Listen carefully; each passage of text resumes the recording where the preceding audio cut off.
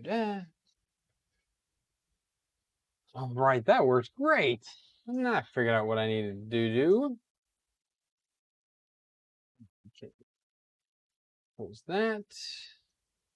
Move this over here. How are we doing tonight?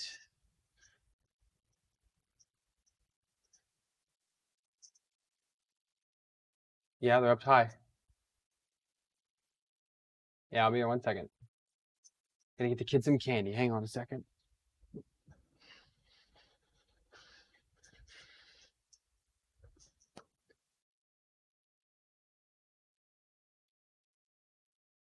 Here.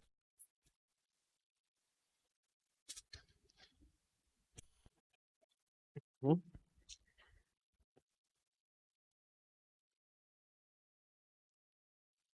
Fan on. It's working. Oh, that's why it's not plugged in.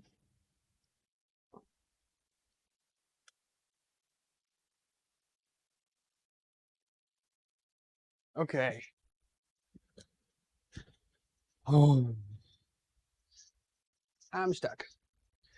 Hey, Viking. Oh, Viking, you changed your name there, I see. Hey, Aaron. Yeah, the rain did stop, so I'm pretty excited for that because it was pouring after dinner. Like, it didn't come out of nowhere. It was black in the horizon, but man, it was quite dark. I thought I was not gonna be able to stream tonight, but it's all done. Life is good. Ryan, how you doing? Oh, yeah. So I have been fighting with this machine for 2 days.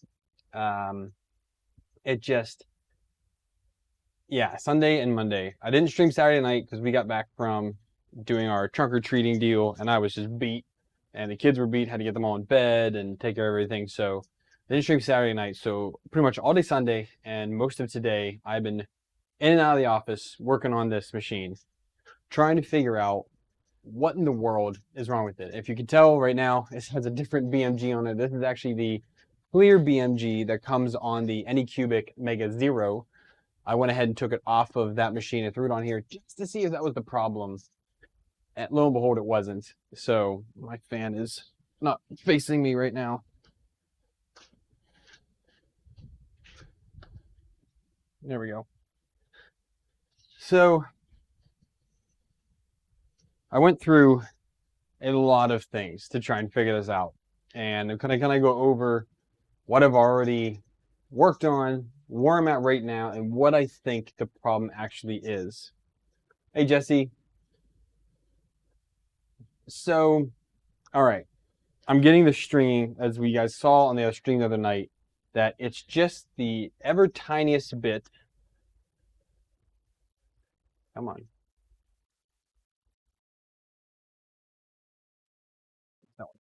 See in there. See that tiny little bit of stringing. That's what I'm fighting right now. And it comes up on multiple prints, multiple filaments. I've tried 4 different filament brands now, different colors and different filaments. You see it's in there. You see the light shine and gleam on it. I've tried lots of different things just to make sure that it wasn't like wet filament or something goofy like that. I will say this Jesse PLA is printing better than Ziltech is. Really not to be surprised by that. Ziltech is very, very cheap, which is why I like it. I can go through a lot of it. Well, Viking, I am happy to see that. I'm just glad you kept your avatar the same so that I could know it's you. So I went ahead, tried different filaments, no bueno. All right, so I still have the Volcano on there, which there's not a Volcano on there right now. And I said, okay, well, somebody thought, well, maybe it's too much pressure for a 0.6. Maybe there's some issue there. Why don't you try a 0.8? Put a 0.8 on there, same deal. So I was like, okay, well, maybe it's just so one of the other guys, Jim, had said, well, you know what? You're trying to do PLA in a Volcano. You shouldn't do that because it's going to string on you. I was like, no, I know I can do it. I just need to get there. So I took off the Volcano and put on a standard E3D V6 was still using an all metal, legitimate E3D V6 heat break and a 0.5 millimeter nozzle. Still having it. Actually, these two prints that I just showed you are the 0.5 millimeter nozzle, and that was still happening. So I said, okay, well maybe it's the all metal heat break because that tends to have issues. So I went ahead and pulled out the all metal heat break, put in another one. So this is the first one I had. I have a bag I just got from Printed Solid of E3D heat breaks. So I put a new one in, exact same issue. I was like, okay, maybe it's the all metal. I know PLA doesn't always, you know, play nicely with all metal hot ends. So let's go ahead and put a PTFE line in there. So I went ahead and right now there's a PTFE lined heat break in there. Same issue again. Okay, that's no bueno. So I was like, okay, what else can I change next? I was like, well, let's do a BMG change. I did the BMG change a little earlier though, but I went ahead and put this on. Still same thing. Brandon, one of my mods, he'll probably be in here soon, had suggested, well, maybe it's the driver. So for some reason, maybe having Stealth Chop on E was causing an issue. Turn Stealth Chop off, same issue. Stealth Chop on E shouldn't really be an issue either way, but I tried turning it off. Still same thing. It's off right now. He said, well, maybe it's the driver. So right now, this is printing with an A4988 driver on the E. I had to redo the pins, disable UART, change the stepper drivers, change the direction, I had to do like 6 or 7 different things. And I have the original 2209 right here, waiting to go back in eventually. We just wanted to rule out that it wasn't the driver. So I had to go through 2 dead A488s, but got one that finally worked in my bin O drivers here. Clearly I have some dead ones in there. Got this one to finally work, and the stringing is basically gone. It's still a little bit there. And the last thing I did after I changed out all that is right now there is a Micro Swiss 0.4 millimeter nozzle, hardened nozzle on there. So I know it's a good nozzle. I use that on multiple other machines. I bought them in bulk pretty much when they go on sale for like Black Friday. You can get them for like what, $10 or $15 a piece, down from like 30. I was like, you know, maybe it's got to be that I'm just using these chintzy nozzles, which, you know, also someone said, I think it was Jim as well, said, well, maybe you're just using junk nozzles. It's like, it's really hard to screw up nozzles, to be honest. And if they're off by a little bit, you're not going to notice that big of a change in your print quality. So I went ahead and put on a real nozzle. And this one has an ever so slight amount of strings to it. Look at it here. So you can see just a little bit in there. Just a little bit of wisp is in there. I saw someone earlier said retraction problems. It's not retraction, because here I have a print in Simplify 3D, 0 strings, and then I did the same filament with Prusa Slicer, and I had strings. And the Prusa Slicer prints come out nicer, but they have strings on them. So there's got to be something here. I thought it also was firmware. So I did actually update some of my retraction settings, or not retraction, my acceleration speeds and jerk settings in Marlin to try and see if I slowed it down and speed up my retract or detract, maybe that would help a little bit. Didn't notice any change from that either. So I've been poking at this for quite a while now. Jesse, I'm trying to use Prusa Slicer because I'm getting better prints with it. And Idea Maker is giving me the same thing. I think I'm kind of getting the hang of Idea Maker. Aaron made me a profile off of my Simplify 3D profile, and I've been kind of tweaking to that. I want to get Prusa Slicer solved first, because that's what I'm really liking right now. So I want to keep with this for now. And retractions are spot on. You know, they are pretty good, but it definitely could be, you know, that much better. So I was thinking either A, it's a crummy nozzle, or B, maybe I'm doing my extrusion wrong. I'm not used to using a BMG, and I know Prusa Slicer and Simplify 3D both do extrusion multiplier a little bit different. And that's what's really bugging me, is trying to figure out that happy medium of the two.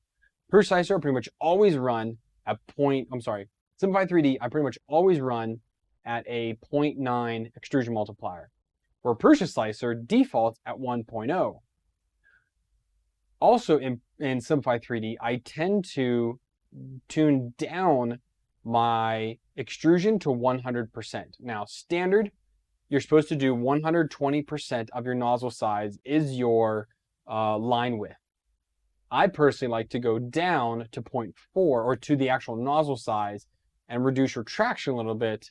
I feel like I get more accurate parts that way. Maybe that's wrong, but that's what always works out for me. And that's kind of what I've been doing in the past. So I'm going to do an experiment right now. I have proof slicer already ready. I've got a box queued up to be printed. I'm going to do let me show you guys here actually. So if we come to proof slicer, I'm going to go ahead and do, it's a 0.2 millimeter layer heights. I'm setting my default extrusion to 0.4 for everything. I'm doing the first layer a little bit thicker. Make sure we get that whole bottom kind of filled in properly. And then I'm doing here my extrusion multiplier as, where's that at? 0.9. And I want to see if I can do this right. You know, I want to see if I can totally remove those strings. So I'm just going to do a simple box first, make sure that my extrusion is pretty close to where I want it to be. I want it to be around that 0.4, and I want to see if an extrusion multiplier of 0.9 solves that problem. Might end up being like 0.93, 0.95. But I'll go down to 0.9 first and see where we are there. And if that works, I'm going to go ahead and try another retraction test in proof slicer and see how that bodes, because I think by having it push out a little bit less, I'm going to get less oozing. Now my retraction is currently 2.5 at 65 millimeters a second, right? At 45, 2.5 at 45 millimeters a second. Really, really long way for a direct drive. Now this is mostly direct drive. There is this piece of PTFE tube right here. So I have the extruder, PTFE tube, hot end going out. So it is direct dish drive. It's not directly connected, but there's no way to really directly connect this and have the space and everything. It's just because of how the rail is mounted. The rail's on top, and you wouldn't be able to have the part cooling fan like it is here on the bottom underside.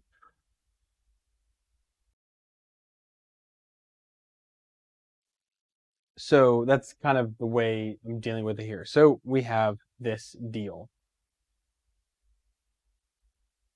I think it's going to end up being a overpressure of the filament, me trying to do that 120%. Yes, Jesse, I have tried retraction tests and temp tests. I know this filament very well, what normally works on this type of setup, because I have this set up on multiple other printers. The only difference is really the BMG and how this is oriented per se. I know 205, 210 with Ziltech is perfect. I get great layer adhesion. I can go really fast with that, which is what I'm trying to do, is get my speed up with this. So I do know that that temperature is good. I've done all the way down to 180 and still have the stringing. So the temperature is not the problem. It's something else. And that's why I thought it was like firmware related, or it's a settings related. It's not the hardware. I believe that the hardware and everything I'm using is good stuff. I really think it is. I think it has to do with my own settings in order to get this working right. Because this is the first custom printer I've done with a non-bare extruder.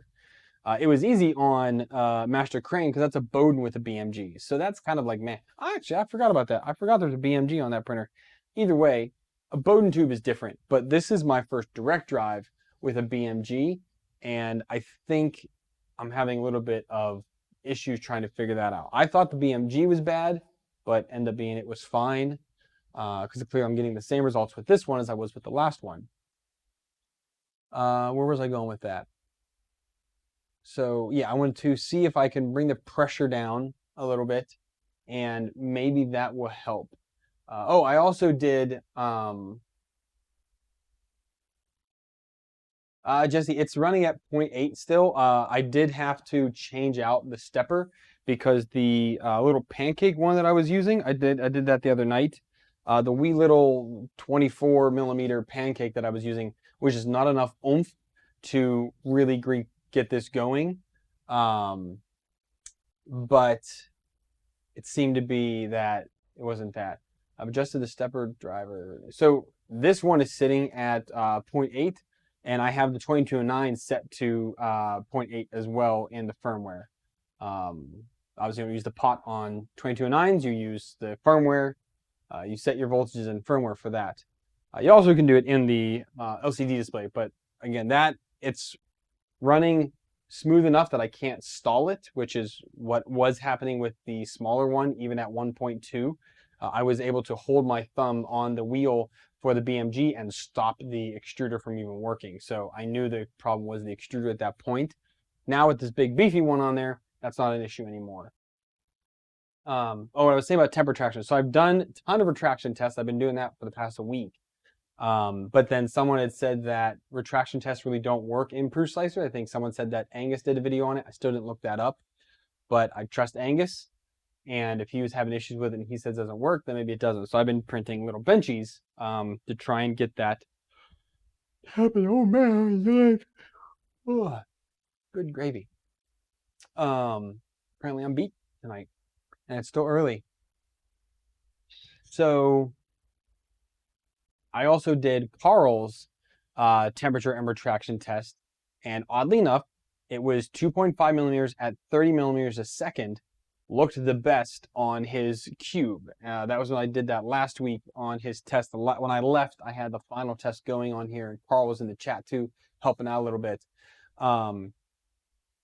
But that seemed to be the sweet spot, and that's why I've kind of gone back to it. But whether I change it from 1 or to 2.5, I'm still getting this little bit of stringing, this little bit of wispiness left over. So it's really, I think it's having the, I think it's, the oozing is happening before the retraction happens, which is why I think there's too much pressure on the nozzle to push that filament out, because when it's done printing and it goes to do the Z-hop, it does a Z-hop and pulls the filament back at the same time, the retraction. And I think that is what, before that happens, where that little bit of wisping is happening, as it's coming up and retracting. So that little bit, there's just too much in the nozzle that still needs to keep coming out. You can't see it in the walls because it normally ends up in the infill, because as it like wipes in to go to the infill, you don't really see it on the walls, which is good because it's just this tiny little bit, just too much. So I almost wondering if and I did check my extrusion multiplier at 1, I am getting the proper extrusion that I'm supposed to be getting. That's why I want to bring it down a little bit, see if we can't reduce that somewhat, and maybe that worked. Because again, that's the only difference right now between Simplify 3D and Proof Slicer is Simplify 3D. I'm running the nozzle size and not the 120%, and in Proof Slicer I'm running 120%. And the same thing in Idea Maker. So this is like my last ditch. Like, this is the only software difference between the 2 slicers, 3 slicers, is the extrusion multiplier and the line width. And if it's not doing Simplify 3D because of that, I'm thinking more so that it's going to be better in Proof Slicer once I make these changes. Hotend fan Jesse, it is a 5015 running at full blast.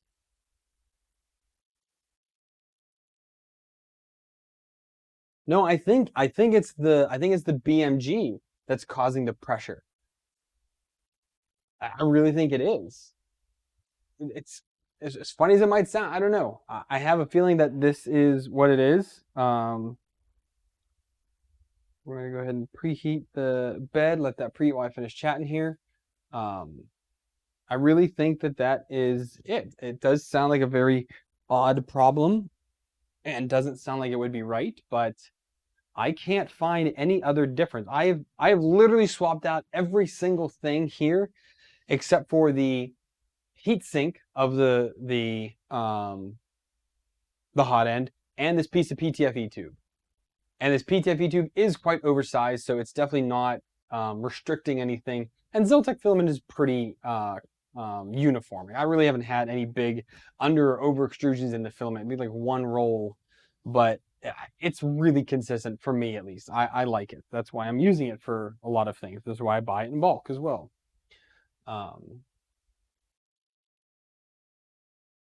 It is hard to tell because I've gone everywhere from 0.5 millimeters up to 4 millimeters retraction. And I still see that little bit of wisp come up. And I wish I had take off my camera, go get the other camera, and like film it happening because it's really weird. Maybe I will if I still don't get this figured out. But let's get this set up. So we're going to go here to this one.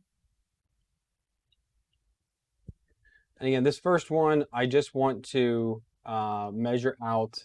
So it's just a hollow box. It's got a couple bottom ones just to kind of keep it there. But we're just going to do the shape box.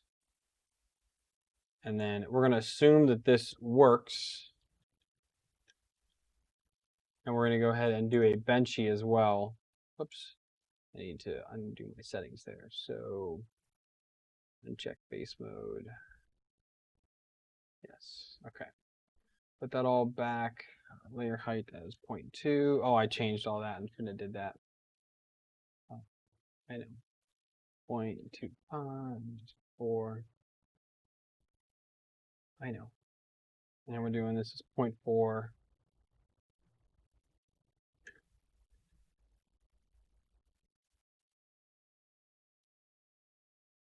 Stop airing out on me. I know.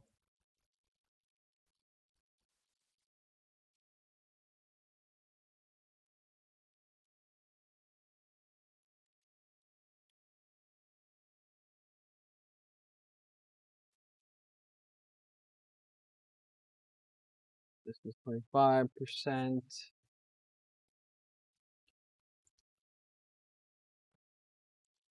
Oh, 0.2. There we go. We're doing 2 perimeters. Slice that now.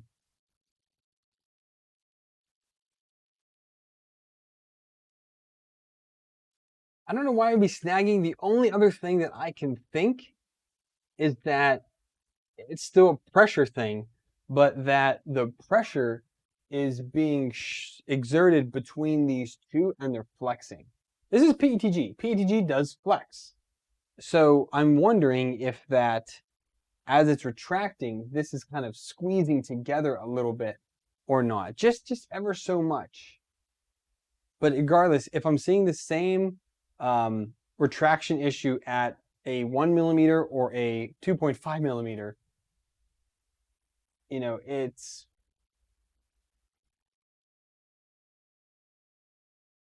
I don't know.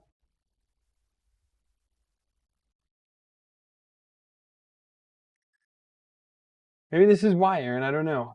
Let's go and save this as 3D Benchy. And then we're going to do one last thing. We're going to pull in the retraction test.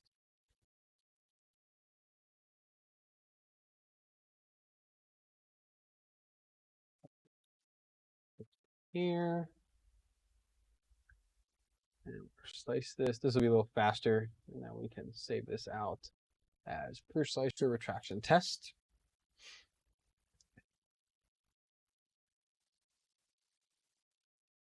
So Aaron, this right now, I've been setting it up at 120%, which is 0.48 in of a 0.4 millimeter nozzle, and I'm still getting an ever so slight amount of strings. It's super duper like few, but it is noticeable, and you can actually tell. I'll try to let me get this started first. I'm going to do the box first. Let me see if I can show you guys this because it's going to be really, really hard to see here.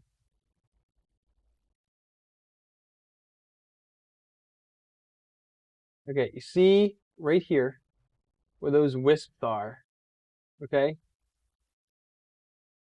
That is where the extruder the nozzle is coming up. And as it comes up, there is still the little bit of back pressure in the nozzle that still has a little bit of filament in there, even though I'm retracting. And just don't get why it's still doing that while I'm retracting unless it's overpressured.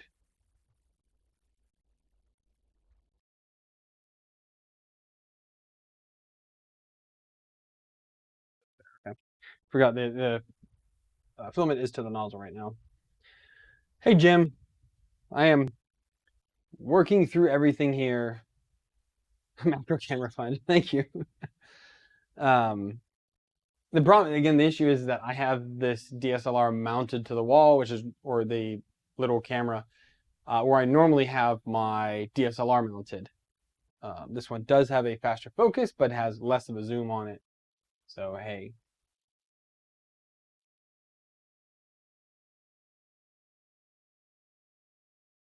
Jesse, yeah, I already started this. It takes a minute for this bed to heat up, so I want to do this square real quick. I mean, it's pushing a lot of air. I actually like the cooling duct that's for this. It's pushing quite a lot of air. You can actually see it as these wisps happen. You can see them blow over because of the cooling fan. So I do know there's enough cooling there. And if you look at the front of these benches, it's only on the most extreme part of the overhang am I seeing any type of like little deviation. See the deviation in there? That's the only real part that's showing anything with the part cooling fan, but that's, that happens a lot of the time. I'm also going really fast. If I would slow this down, I'm at 100 millimeters a second. If I was to slow it down, I probably could get those layers to be a little bit nicer, but I prefer to go fast. That's why I'm building this. I'm building this to print faster and get those nice, crazy speeds, because that's what Core-XYs are really known for, is speed.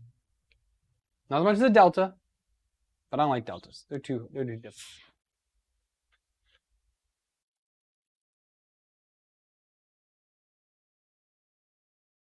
I have the web page open right now, Jim, for the Nozzle X, because if I can figure out what this problem is, I do want to have a Volcano on here, but right now I have the Volcano Nozzle X, and then I have the standard Nozzle X here. I might end up getting one of each in a 0.6. I really want that 0.6 millimeter layer size nozzle to get those nice fat layers that I can get nice and quick. I'm enjoying that on the larger printers, but I want this one to have that.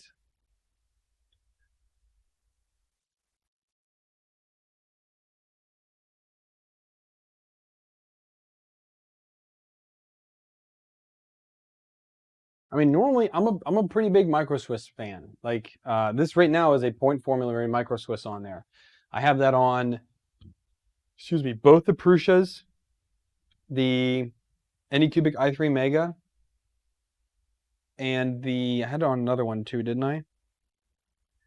It might be on Megatron. I don't remember now. The Bear does not have an orbital. Oh, the Fortech FT5 also has a Micro Swiss nozzle on it. I really like those ones.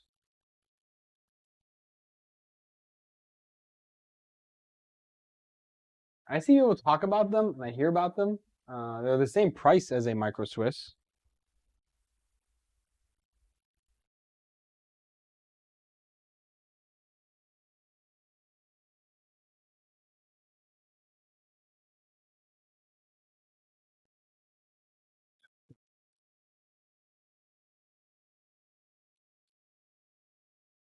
As the offset is so close now that I switched from the Volcano to a standard, and plus I had to pull that up as well.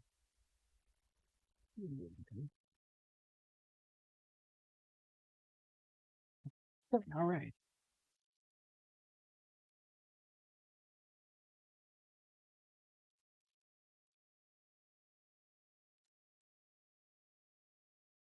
And again, this is a simple cube box.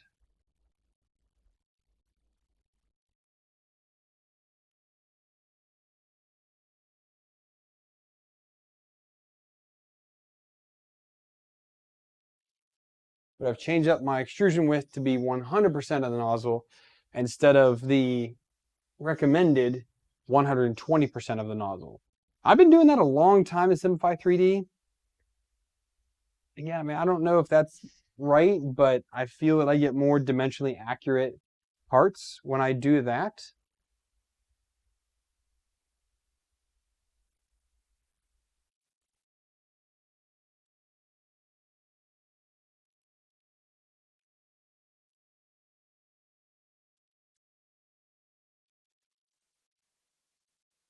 First layer is looking pretty golden.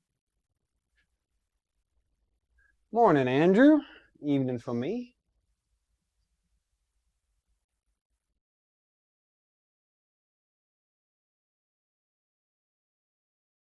I don't think, Jesse, it definitely has a much different mounting method than that does. I mean, not terribly different, but different enough. I mean, I have the ultralight carriage on the FT5. And I mean, it's built stronger. I don't think, maybe it's flexing a little bit, but it's really hard to kind of think that's it. But I'm just gonna let this go up a couple millimeters on the Z, and I'm immediately gonna start the retraction test while I measure it out, because I'm really thinking that this might be just too much pressure from the BMG. Hey Vince, how you doing?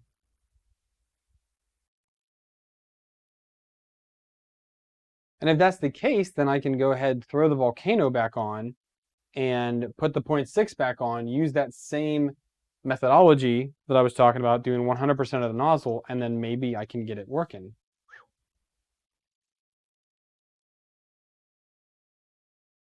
I do need to pick up all my tools, because I did all this on the floor today.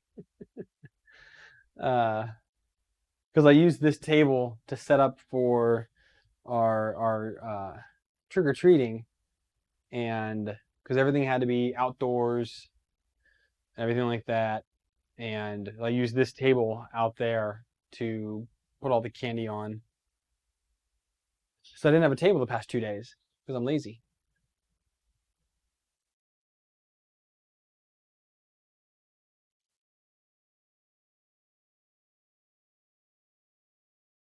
Retraction is 2.5 and 45 millimeters a second. So very high for a close to direct drive.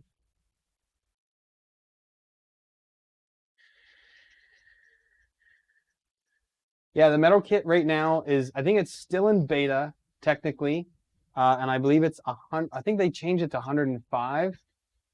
That fan just kicked on. I mean, it is. I mean, I can feel the fan here in front. I can feel that fan blowing. Actually, gonna look that up right now.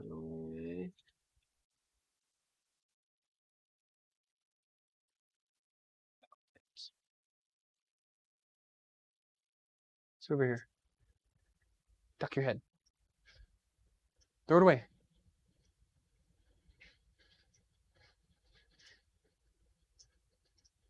You guys going to bed?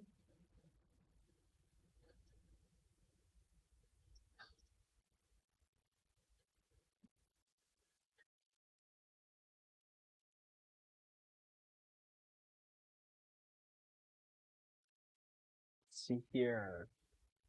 So the dual Z axis is $118 from the Blue Rose store. This is it right here. And they also have a triple Z axis. I'd have to look in the group and see the people who did beta tested how it went for them. I mean, I'm kind of interested in it. Kind of. It is a lot of parts.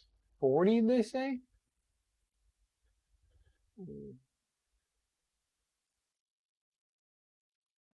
2, 3, 4.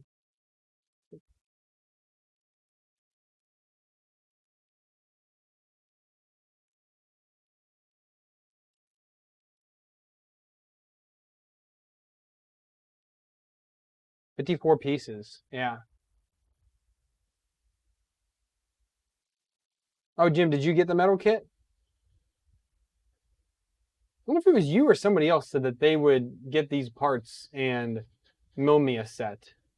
I forget who said that.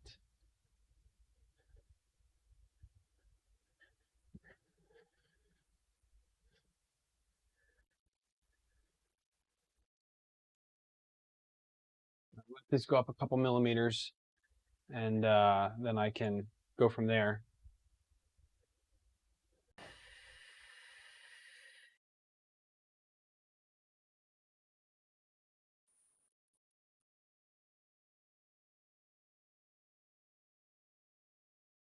You have posted pictures on the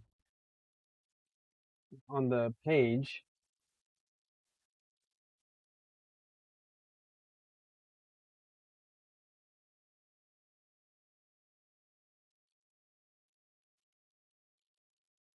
Yeah, I just wasn't sure if I wanted to drop another $120 on the printer.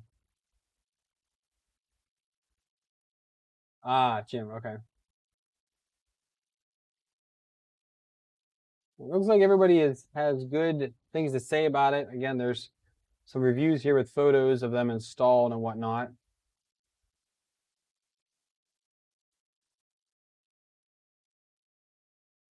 Kennedy, yeah, it is a regular V6. I'm trying to rule out all the issues here. Trying. All right, I'm gonna go ahead and stop this now.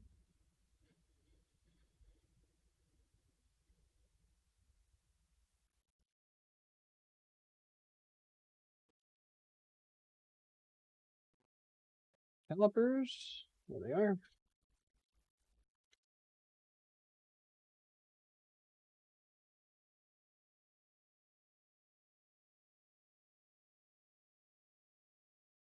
If anything, it looks like we're under extruding a little bit. We're at 0.36. So if I do, what would that calculation be then? Calculate, so it's supposed to be 0.4. I need to.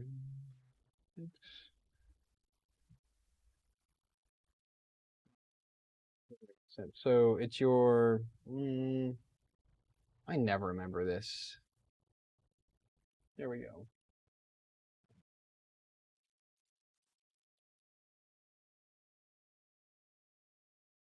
Calculate out there for it. I just close it. There we go. So let's be 0.4. Good night, dear. Yeah.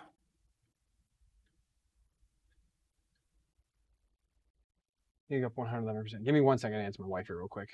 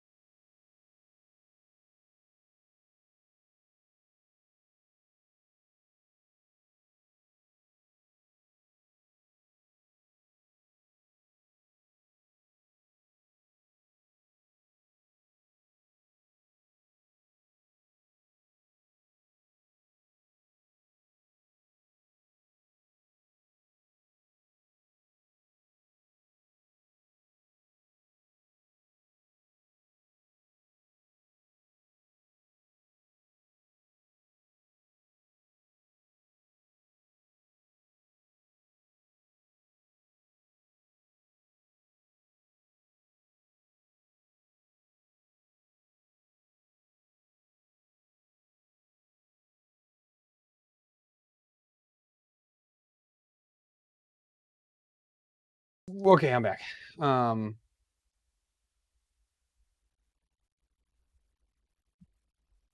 It needs to be 111% of what it is right now. So where's my calculator? So 0.9 times, was it 99? 0.9 divided by 0.4, times, okay. 0.9 times, this calc can be so weird. 0.9 times 0.4 divided by 0.36. There should be 1. Okay. To get where I want. So let's go ahead and do that change real quick in here. Let's go here.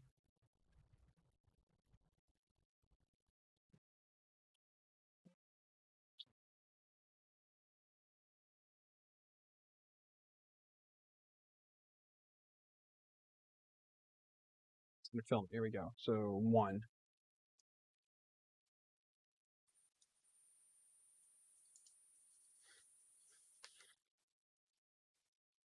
Temperature, preheat the bed. I'm gonna keep that bed at temperature. I can save this as the pressure slicer retraction test.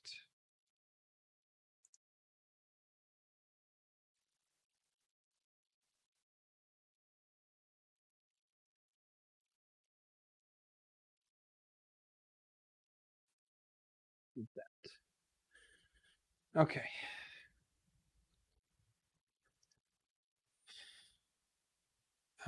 Yakna. So I'm working on a solution right now, which I think I finally know what it is. I think I am not over extruding, but I have too much pressure in the nozzle. So I'm thinking by lowering my extrusion width, I can reduce that pressure coming out of the nozzle, I think. If this doesn't work, I'm pretty much totally no idea what's going on. I'm going to try this with the 1.0 of the extrusion multiplier at a 0.4 millimeter extrusion width. But if anything, maybe I'll try just eyeball, go down to 0.98, 0.97, something like that, and then do it again and see if I can get rid of that wispiness. And again, this isn't retraction wispiness I'm talking about. It is as the printer is going and printing and putting down filament, between the time that it ends its extrusion, does the Z-hop, and is retracting the filament, there is still a residual amount from there as it's coming up. And it's still there. I've tried upping the acceleration. I've tried upping the speed of the retraction to see if I could get that. None of that seems to do it. And 65 millimeters retraction is a lot of speed. I have nothing near that close. Normally I'm like anywhere between 30 and 45 tops with retraction speed. 65 is really fast. But that's what Wolfgang, who was in the chat the other night, Wolfgang said, well, he's running his as a Bowden, but he is at 6 millimeters with a Volcano at 65 millimeter retraction. I don't want Bowden. I want direct drive or direct disk drive. But I am digging this clear BMG. I really like it.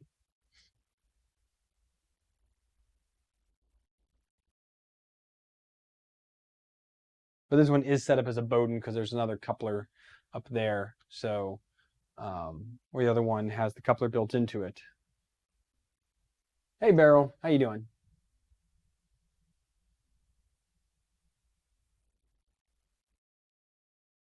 It was also funny that when I put on the V6, my LEDs that I had mounted here, these back ones were too close and it was hitting.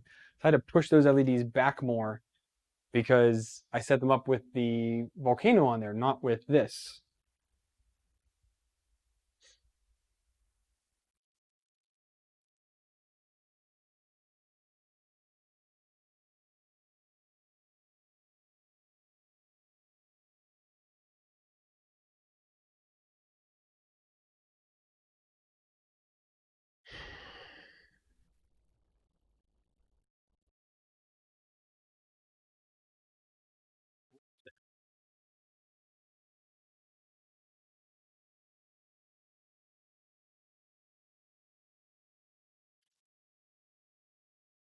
Michael, how you doing?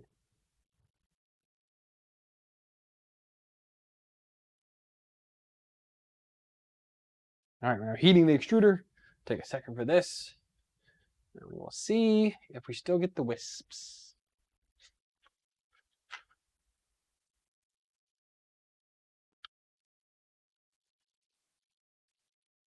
I do almost want to get one of the arms out and try and mount this camera.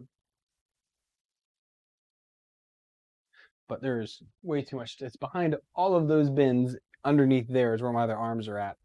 And I don't feel like getting to that. The other thing would be is the mic boom, but I don't feel like getting that either. Not enough space in this room, in this office. Not enough space.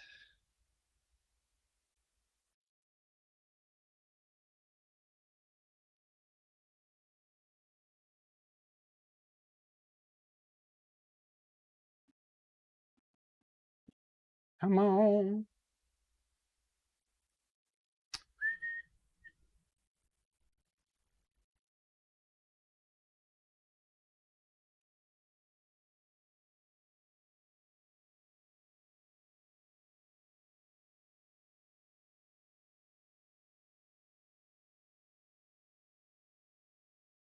Marlin 2 on the Prusa. Kenny, did you convert yours off of a NZ board, or you still using an NZ board?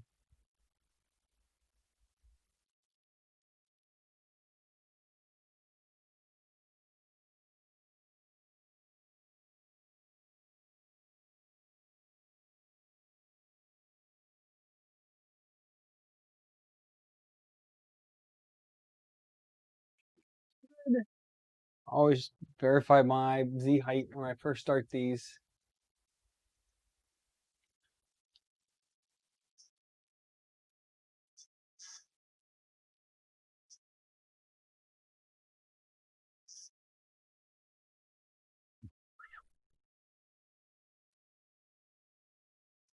So we're hoping here is for no wispiness between the two towers once it gets there.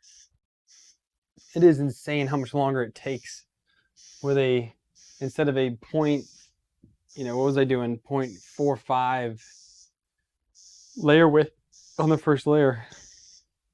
A 0.25 makes the first layer be twice as long.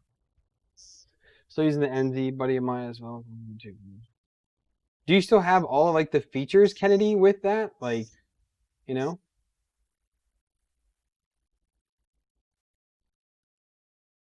So Maker Dimension saying I run a V6 with a 3.4 millimeter retraction at 2,400 millimeters a minute. So what's that in real terms? So 2,400 divided by 60, 40 millimeters a second, what you do. 3.4 on a direct drive? 3.4 is really, really long on a direct drive. Normally it's 1 millimeter or less in most direct drives. Like on the Prushas, I believe it's like 0.8. I think it's the Bear extruder, which a lot of people use. The Bear printer uses it. The Bear, my Megatron's using the Bear. That's also 0.8 or 1.0. I think it's 0.8. Yeah, I mean this is it's weird seeing these such fine layers on this printer because it's been using such a big nozzle to date. Still an alpha. Still an auto load enabled and power loss. That would be really cool, Kennedy. If you figure that out, please post it in the Discord. Semi-direct drive like I have. 3.4.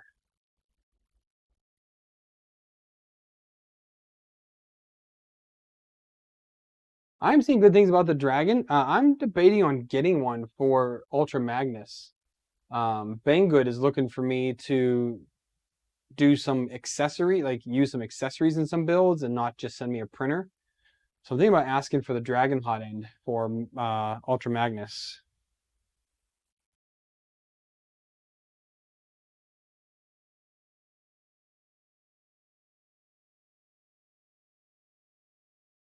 Mosquito do 0.5 or anything always.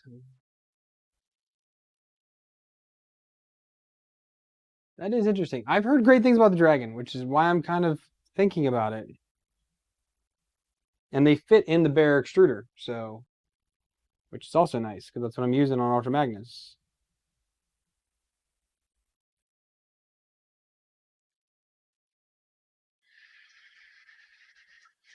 That big boy fan is on.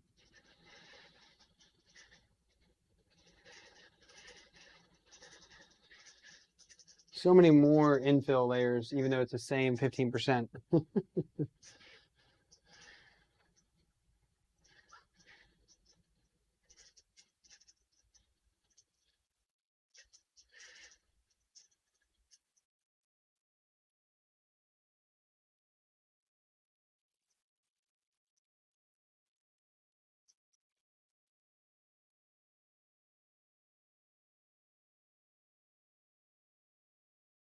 High flow, like 85% of Volcano, E3D, V6.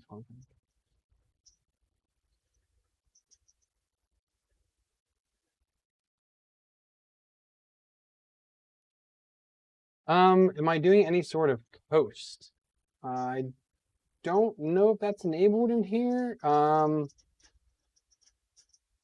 mean, I do have the linear advance enabled, but I don't think, is there a section for coast in Purchase Slicer? Because I'm not seeing it. It might just be somewhere I'm not looking.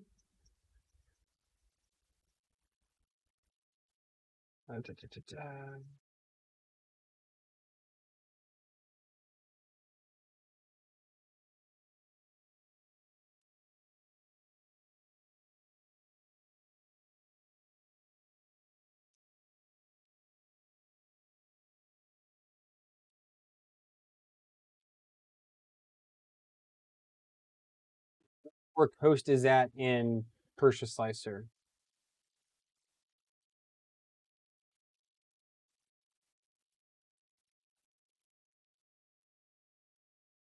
Yeah, I normally use Simplify 3D, but I am trying to phase myself out of it. No need for codes using linear advance. Okay. Well, I know they said don't use wipe when you have linear advance, so because that does all that for you, I think.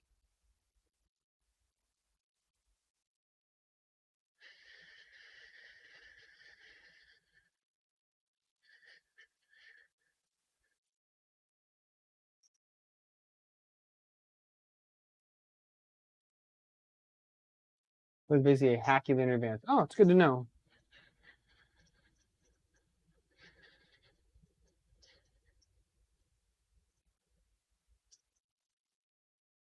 Yeah, Jan, I know. I have that set.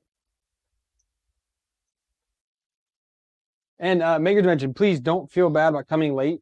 Having somebody fresh to the conversation might bring up something that I or the few people that I've been working with this in the Discord haven't thought of. There are just so many variables when it comes to building, again, a DIY printer, where you're printing the parts yourself, you're sourcing them yourself. Again, this is kind of a kit of sourced parts, but it's still extremely DIY. It's not a finished product whatsoever until you put the time into it. And it's things like this, trying to figure out why am I getting this, that makes that DIY level so much higher. You know, when I was doing, Megatron or the Bear with the SKR, like there are people who have created some things for it, but it's different for everybody's build. This is one of the things that's a little bit different. All right, here we go. We're starting on the towers now. Let's see. While that's going, let's take. So you want to see acceleration and jerk. So I've changed some of these around. So I've changed up max speed rate a little bit. Jerk is acceleration is 1500, 1500, 100, 10,000. Those were different. I've upped. Default acceleration was 12. These all were 1250 for the accelerations. I went ahead and upped all of them to 1500, and then I did retract up to 3000 just to see if I could get that to pull a little bit faster on the get-go. X and Y are default at 10, and E is default at 5. I didn't know if linear advance would change anything with e-jerk, so I didn't mess with that. Because I think if I change that, then I have to change linear advance again, but I don't really understand e-jerk. So that's why I left that at 5. And I went onto the BLV Facebook group and I pulled up a bunch. I probably pulled up 7 or 8 different config files for different people. They all have e-jerk at 5. No one has it changed at all. So again, I know every build is different, but that's what everybody else has it set to. So, do you want faster print that works great for stringing test? Sure, make a mention. What do you got? So it's still, I can still see it there a little bit. Hang on, I'm gonna do this. I'm gonna take off. Okay, let me get myself situated here first. I'm gonna pull this other camera here closer so you guys can see what's happening and see if I can get this closer. Over here. Can you go a little further, please? Here we go. Okay. So, stand by. This is gonna get weird.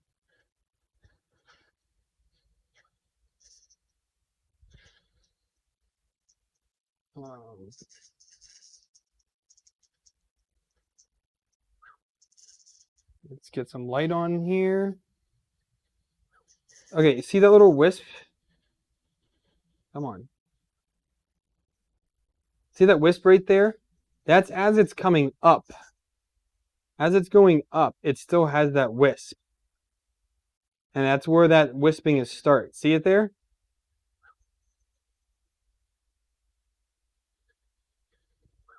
That's what I'm trying to combat. And you can see the retraction. So I'm going to switch that off. I don't want to do that. You know, retraction is fine. If anything, it might be actually too much at this. Come on. So let me switch this back. I don't want to make anybody nauseous here. Okay.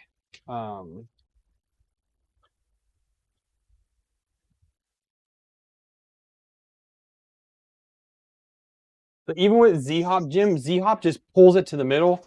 Z-Hop at least pulls it up, but it's still there without Z-Hop. I've tried with and without that. It's still there.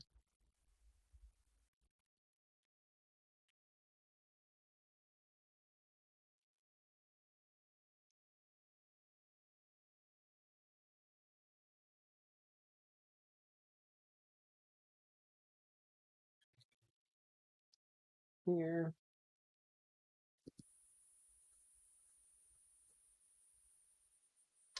Come on, camera. That's your max focal distance right there. So, can you see the retraction in there a little bit? Kind of. But then we've got that blip coming up right here. It's like bloop every time. And again, without so without the without Z-Hop, that string just gets pulled to the middle.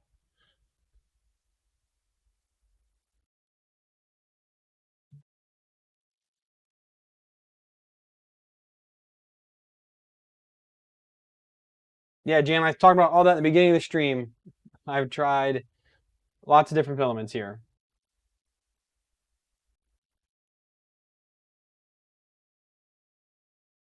So in PerSlicer, let's see here. Pull this up here. I go here to the extruder. Again, if I disable Z-Hop, that's still there.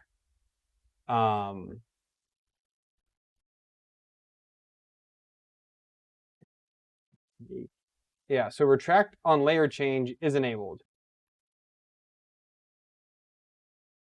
I don't know why you would have that disabled. But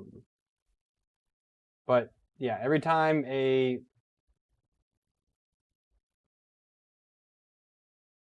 mean, it should always retract anyways.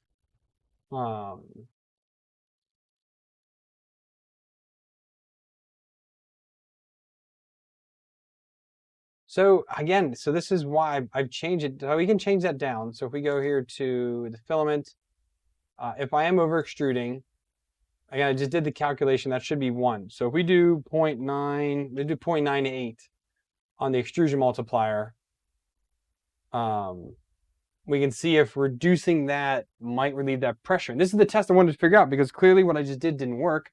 But if I can still figure that out, where am I at here? Temperature, let's get that bed heated back up. I don't want the bed to cool down too much. So let's try 0.98 this time and see if that solves the problem.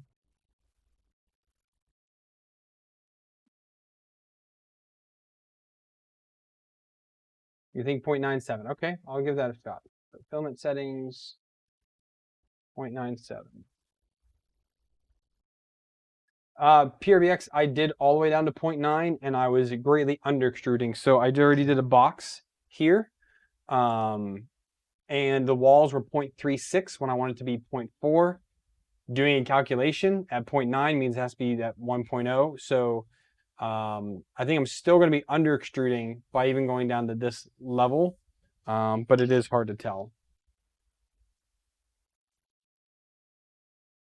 But again, I've already done 0.9.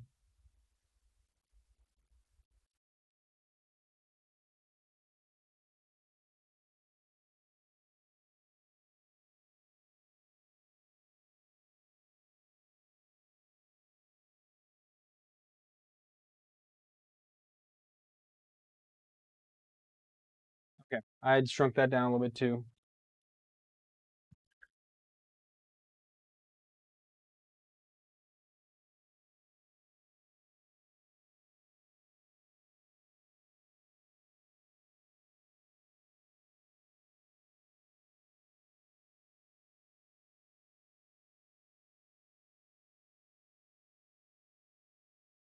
Now I'm going to do 0.97 first, and then we'll go from there.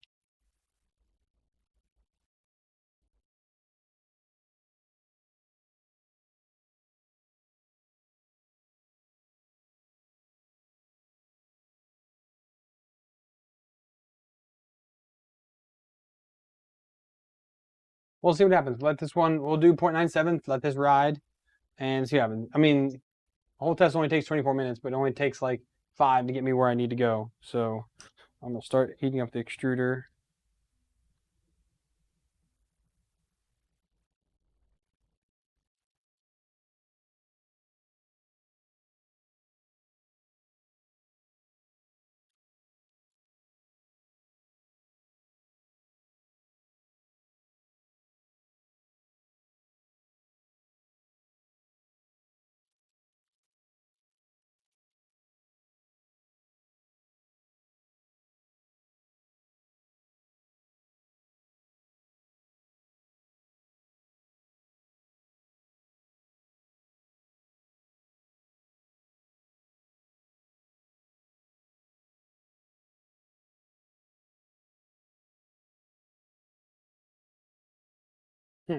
Well, that's just, this test is kind of that way. I can do a different retraction test, but I want to see how this goes first. I'm using the Teaching Tech tower, retraction tower to test this.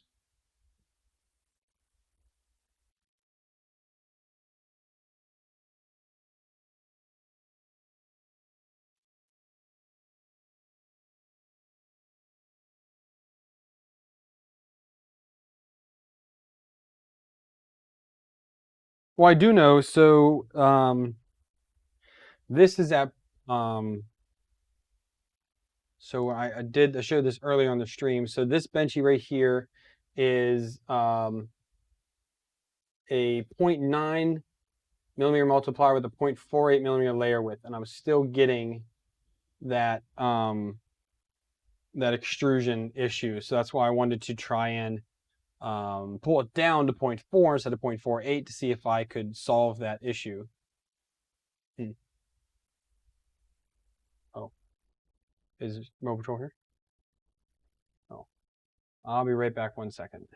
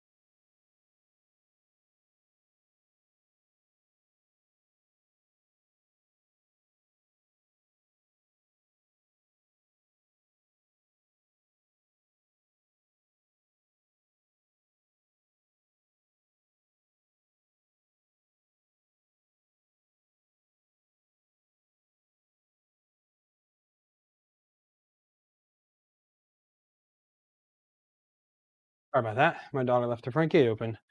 And it's raining again. Yeah, it's 50-15 fan. Aaron, I always run at the nozzle size. I had read somewhere that you get more dimensionally accurate parts that way because of any expansion that happens. I've had good luck with it on pretty much every other printer.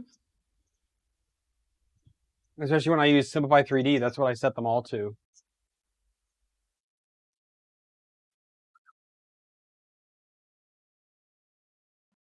So it's still printing a little bit slow. I don't know why that's turned down. Speed that up a little bit.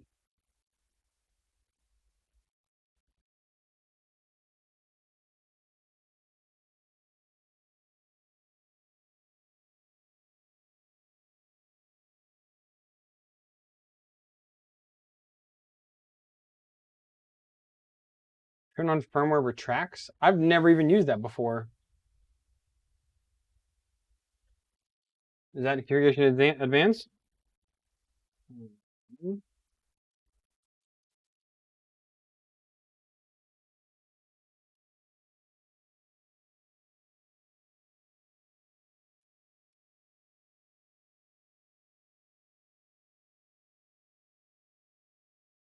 Firmware-based LCD controlled retract.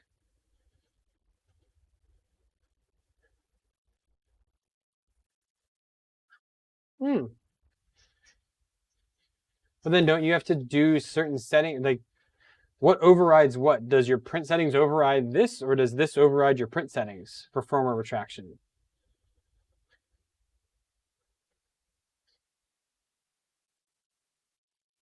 Oh, the part cooling fan is at 100%.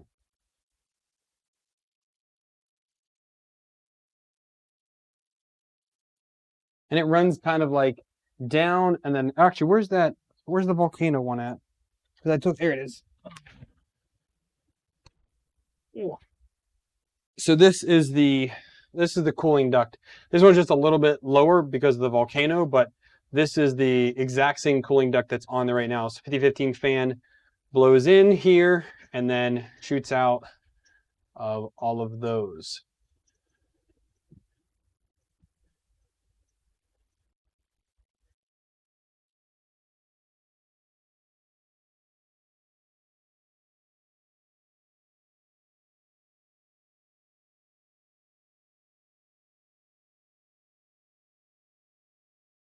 I would be surprised if this is blowing too hard, Jim. Because normally always run 100%, even on the Hypercube, and that has a more inline print than this.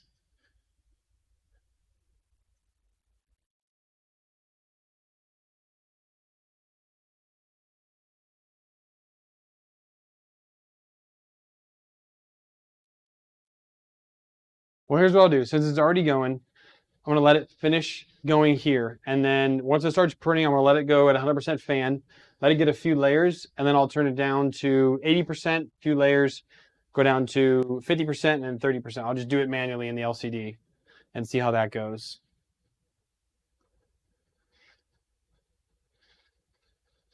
But again, it seems a little counterintuitive to have to do that because what it's doing has no effect what the fan is doing. Well, Jim, you also remember, this is very, very small part, printing very, very fast. That's what I'm trying to get to here is fast printing. If I don't have the fan up high enough, the part just blob down because it's printing so fast.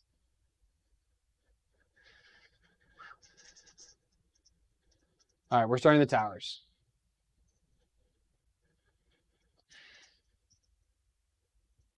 I'll switch you guys to here. You can sort of kind of see it a little bit.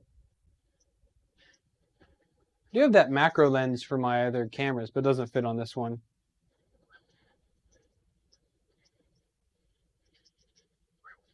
All right, Z-hop is off on this one as well, if you guys can tell that. Z-hop is off.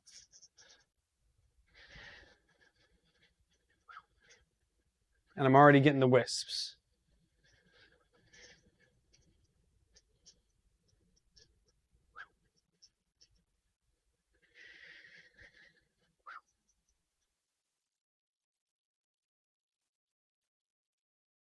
Okay, so we're still seeing wisps, so let's tune fan speed. Let's go down to 80%.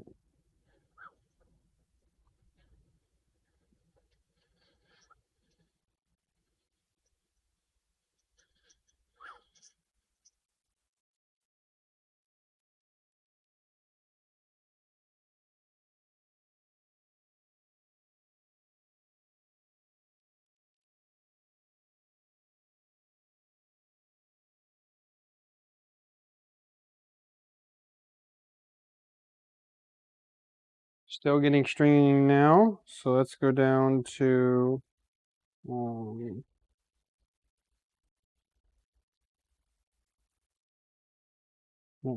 fan speed. We're down to 50% now.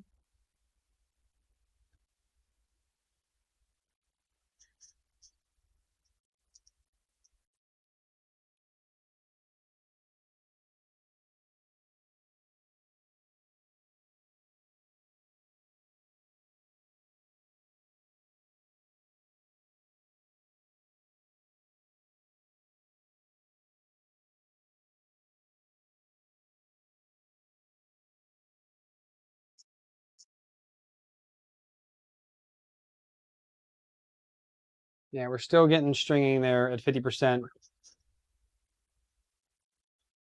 Let's try. I'm trying to lower my temperature a little bit down to 200. I was at 210. I'll go down to 200 now and see how that goes.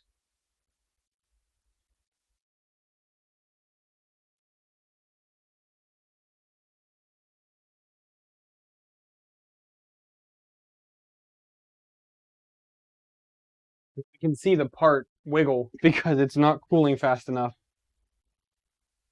It's still pretty jiggly.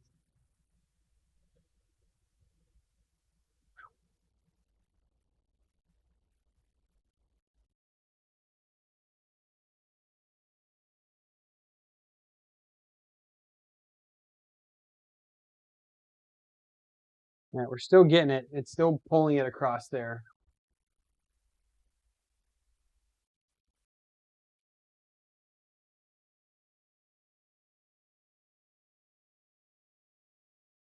Oh, so let's go down to that's 50%. I don't think changing fanning lower is going to help. It's just going to make things worse, honestly. But we're going down to 30% now. I never go this low for PLA ever. I've never gone below 50% for PLA prints on any printer.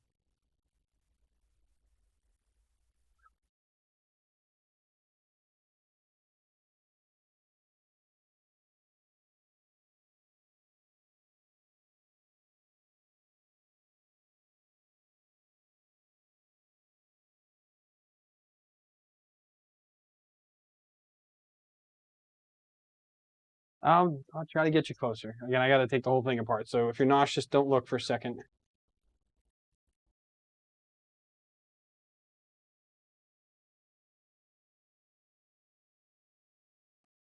Focus here.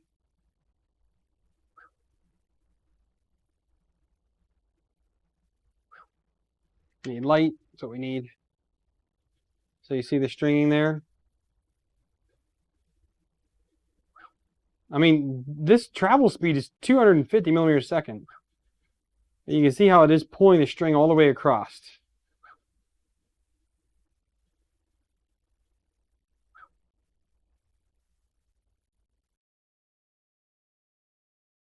And then it goes away. And there's another one, just came off right there.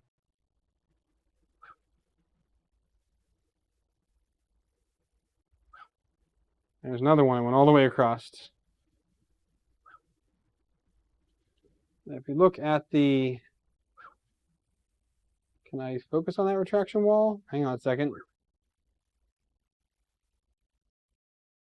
You can see the retraction there is pretty legit.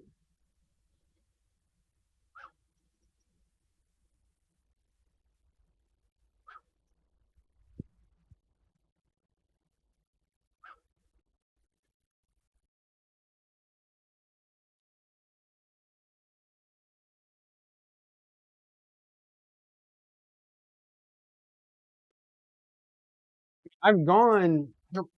Oh, hang on a second. Back here. I mean, I'm running out of things to try and tweak and change.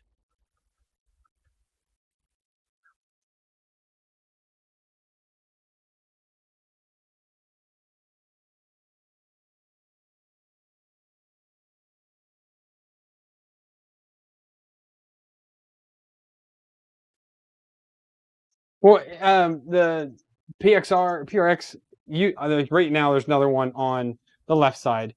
It just seems more on the right, but it is coming up on both. So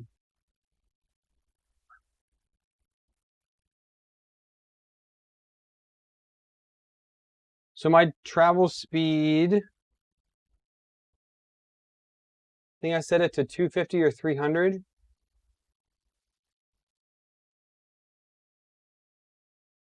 Yeah, travel speed is 300 millimeters a second.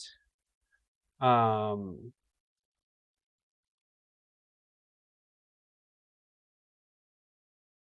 travel move is already set 300.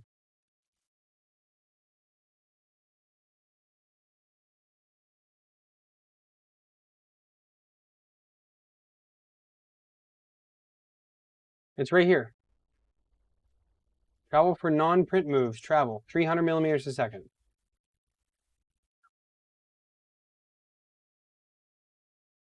Well, it could be acceleration. So if it's acceleration, then I just have to tweak that up a little bit then. So I mean, right now we've got travel accelerations at 1500 for non-printing moves. So you think it should be 3000?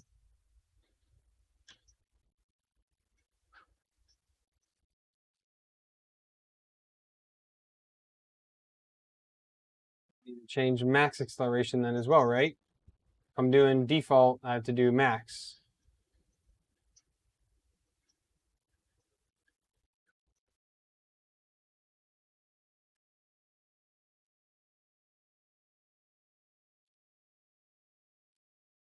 I can do LCD. Oh, can I do it live?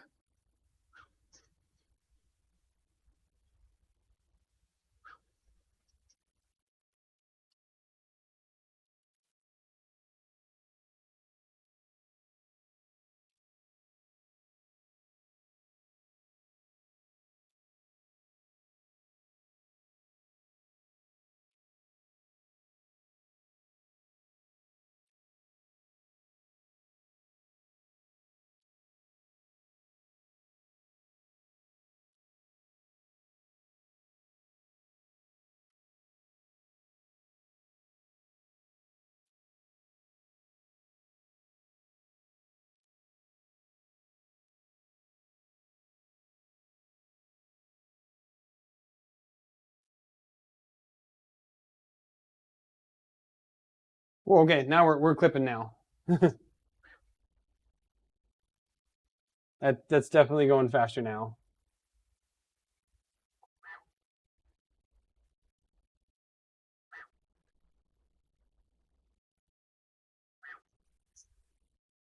Maybe that was the problem. Again, I thought it could have been firmware.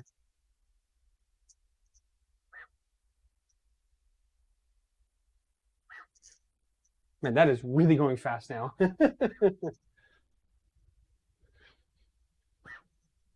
Let's look what else I have in here since I seem to have the right people in here. So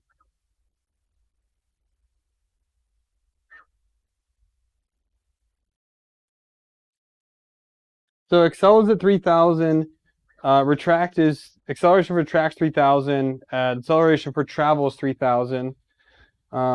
X and Y is 9000. Z is 500. E is 10,000. Again, jerk. Yeah, I guess that's it.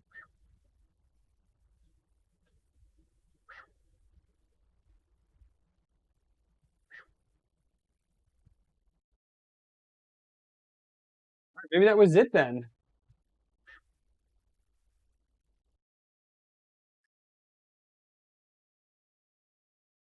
What should Z? I mean, Z's right now set to 100 for max acceleration. What should that be set to instead then?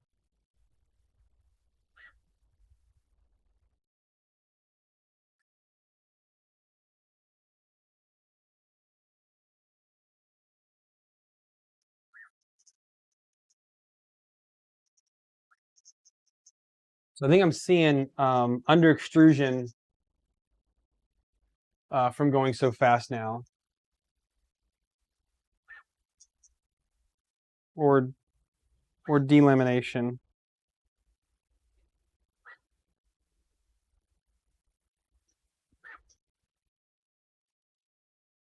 I'm gonna take you guys for a ride again. Hang on a second here.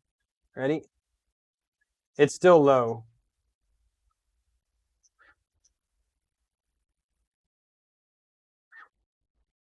Lights. So I don't know if you guys can pick that up. See there, after the 1 second, third line towards the top there, there's some extra spaces happening in there. I'm not sure if that's delamination or what. I just tried turning my extruder back up a little bit, back up to 210, to see if I can combat that. But there's definitely some funkiness going on over there now because I've changed the settings. Really kind of blown out. So hang on.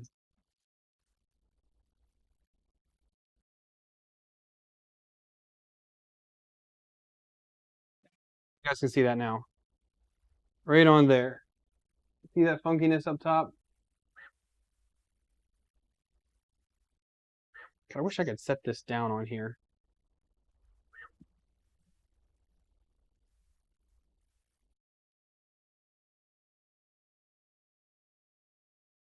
There, you're sitting on the print bed now. The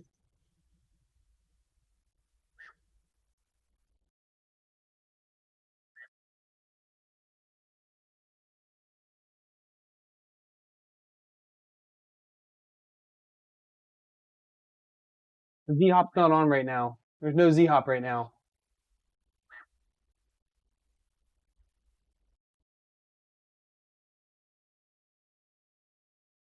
But it's also, what's funny here, okay, look at this side. Look at the left.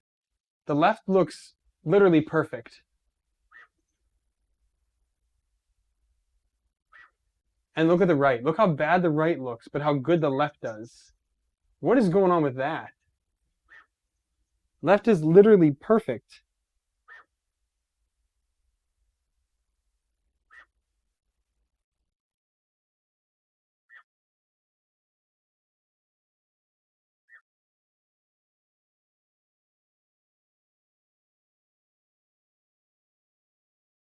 I'm going to stop this then.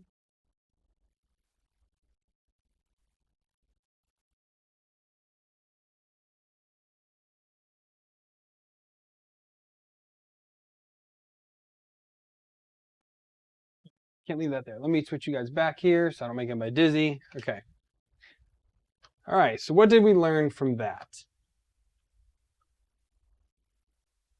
Well, PRX, that doesn't seem right because the fan is directly behind the nozzle. So it gets the exact same amount of cooling no matter what side it's on.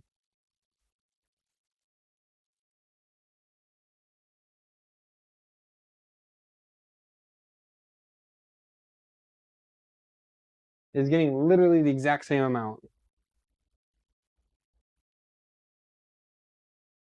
But it is under extruding on that side due to the speed.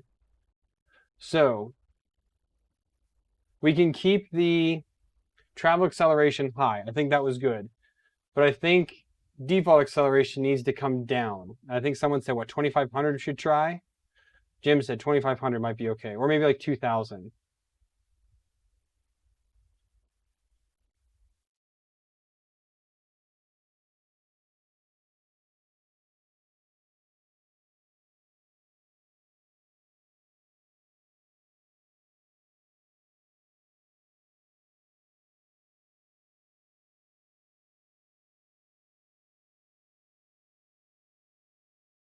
Extruder's keeping up. I don't think it's Extruder's problem. So I'm going to change default acceleration to 2,500. I'm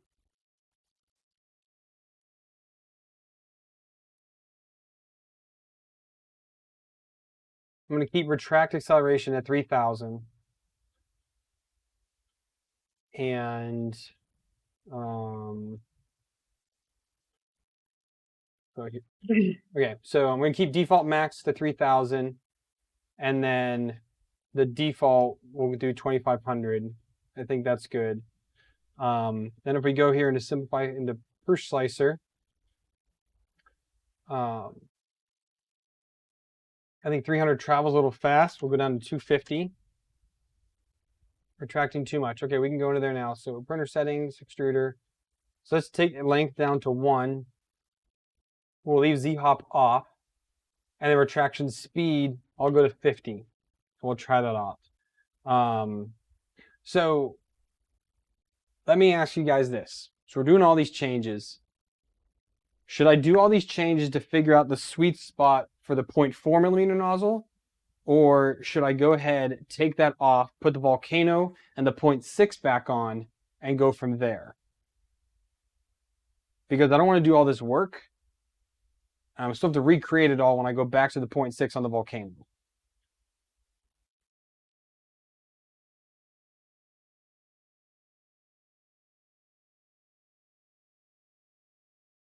Or do you think it's worthwhile learning this now and then going to that? While I'm waiting for you guys, I'm going to compile my firmware. Actually, I want to wait because I need to go back to the other driver too, to the 2209.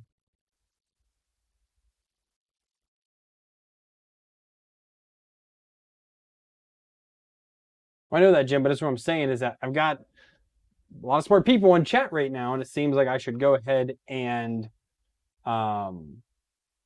do it while you guys are here, because obviously I'm making a lot more headway now than I was before.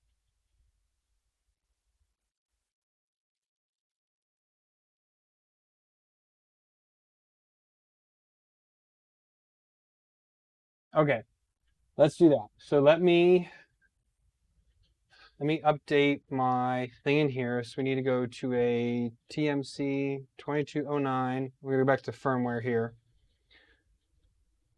I need to then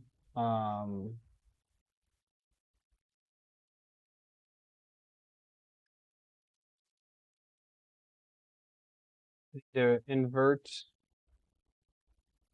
the extruder back to false. Okay. And I think that's all I changed.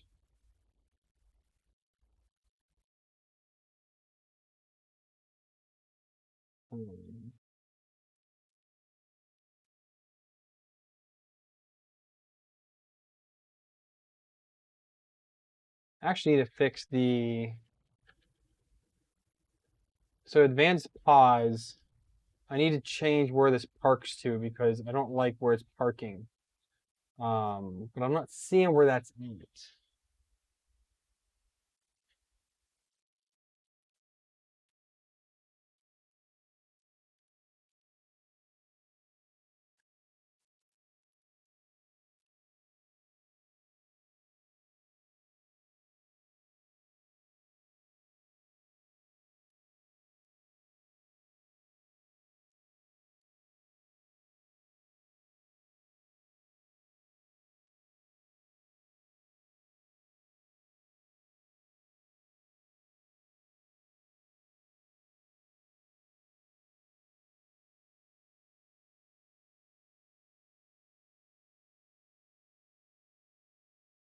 All right.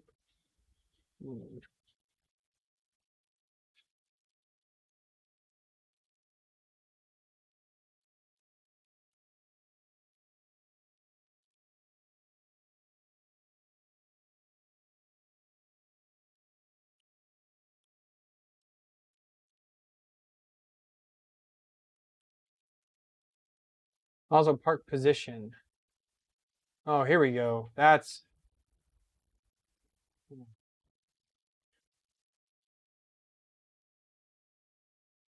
I want to do X min position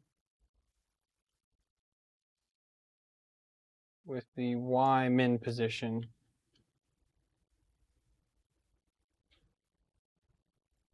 Yeah, I want that.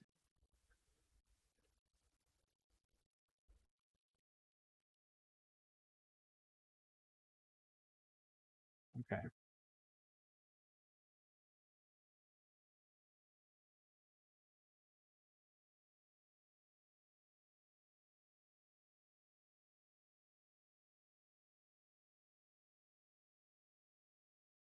All right, I'm going to do this just for testing PRX, but I'm going to disable this afterwards.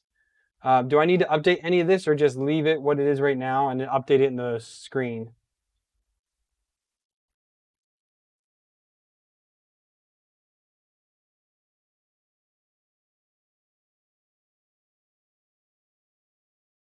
Here, Emma.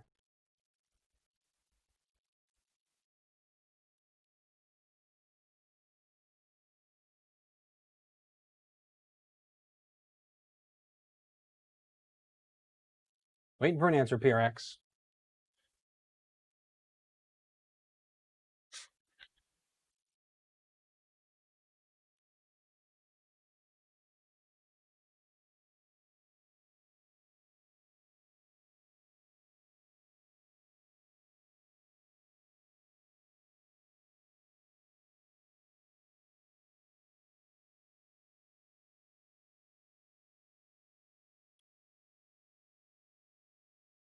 Did you hear me, PRX? Should I leave all these as default and change them in the LCD, or should I change them now in here before I upload?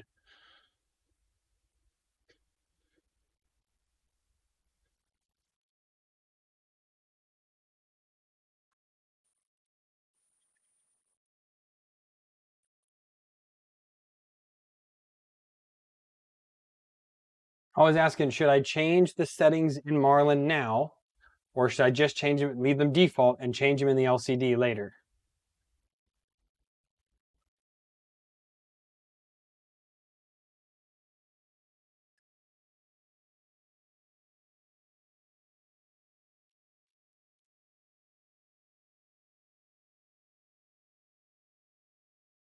Anywhere you're currently using. So retract length.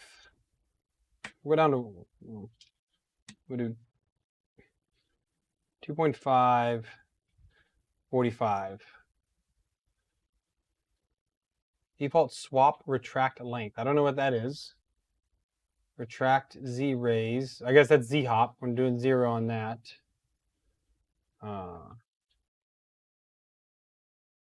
Okay, we'll leave it at this then here.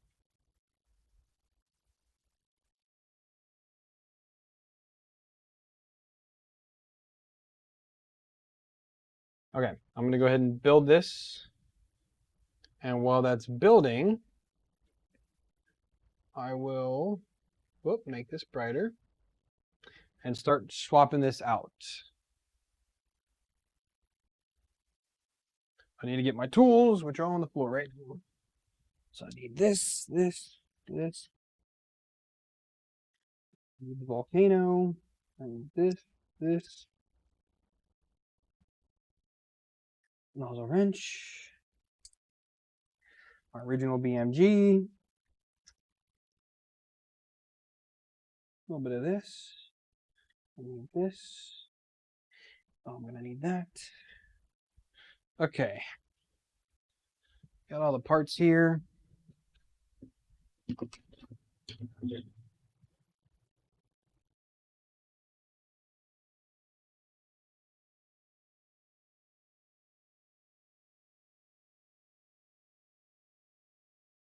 You've sourced the main board from another printer. No, this is an SKR 1.3.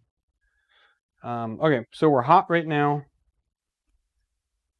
Go ahead. Actually, I'm going to move Z out of the way.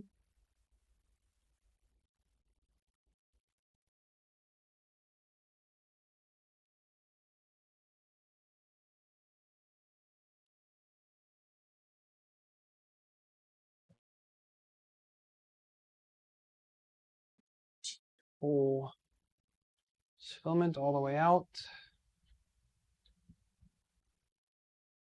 Okay. Now we can start.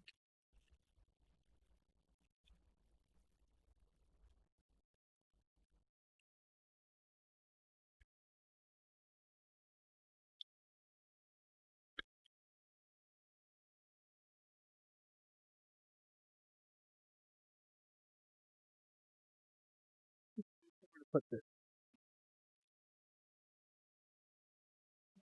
table. The table's plastic. Okay.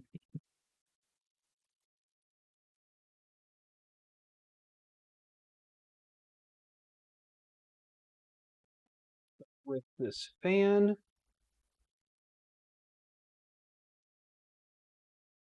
Actually, I can go ahead and turn this off now.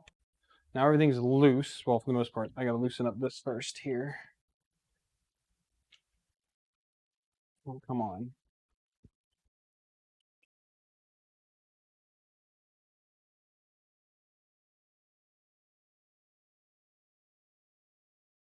That's loose. We can pull the heater cartridge out.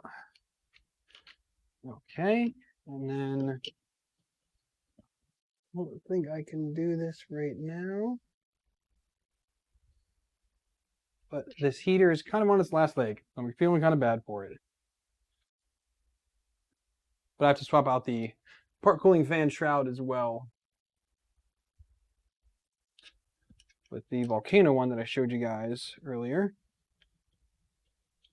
which doesn't take too long. It's just a couple bolts. I think it's 2 bolts that hold the whole thing on, and then I just have to remove 2 bolts, add 2 back on, we're good to go. So this apart.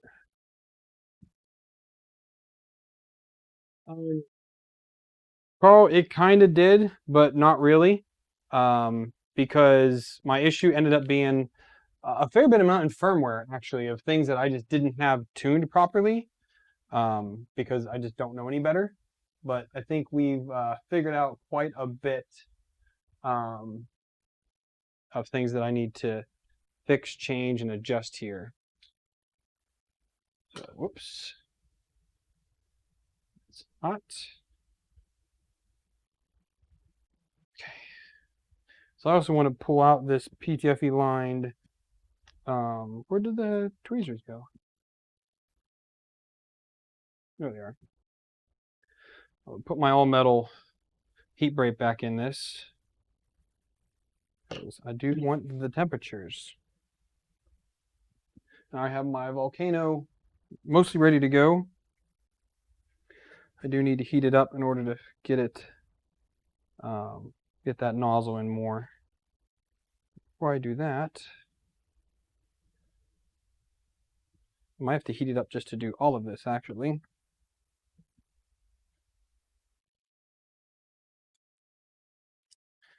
So go ahead and can't get this in here.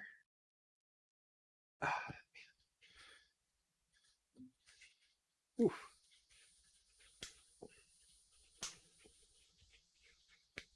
Come on.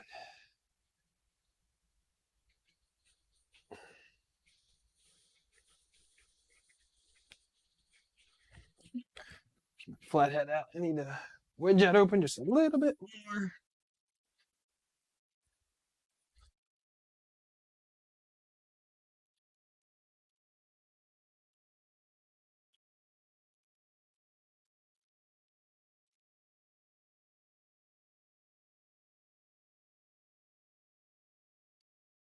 Come on.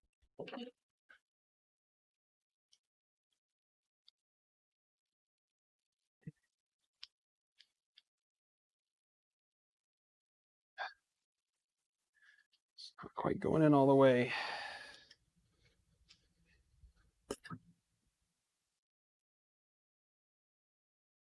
Might have to heat this up a little bit just to get it the rest of the way in, and we can cool it back down. Yeah, that's not going all the way. Okay, let's try to get the thermistor out of this one, which is still pretty hot. Need another pair of needle pliers.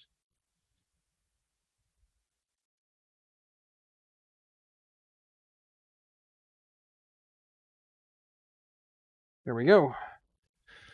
Thermistor out. Oh yeah, sorry, Carl. I don't allow the. I have that disabled. People posting links. If you go back like 2 videos, I did a whole video on retraction, and Carl's tool is linked in that video. It was a live stream from, I think, a week and a half ago.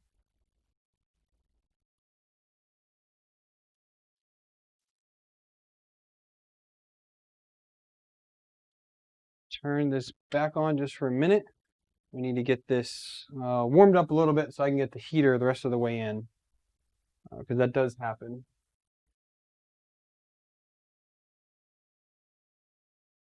Actually, I already have Linear Advance enabled. I mean, I have to recalibrate it again after doing all this. I've recalibrated it several times.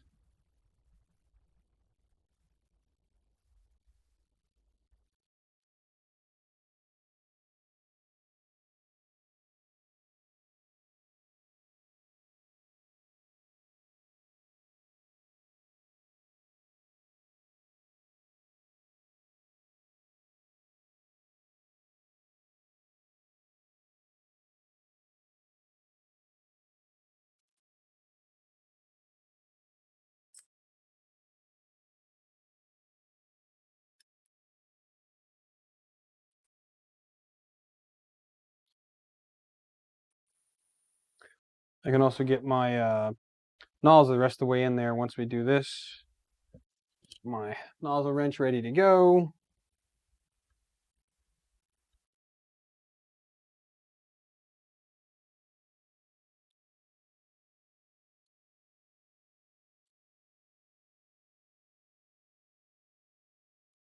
Oh, excuse me.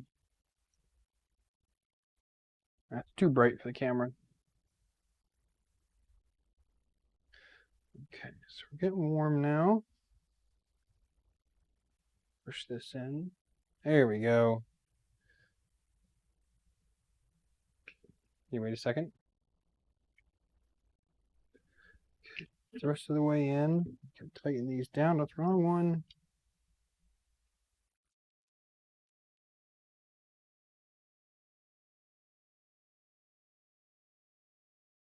That.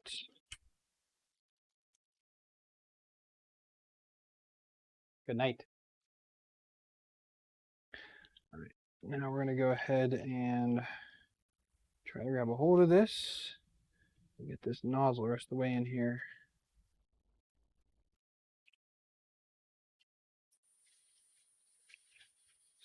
Pull away. Back out half turn. Okay. Can now pull this down for a minute. So hold this on here for a minute and pull it down. It's too hot to handle now.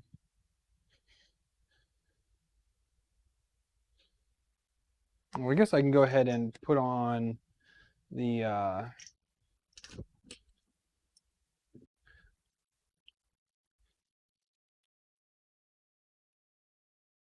make it easier.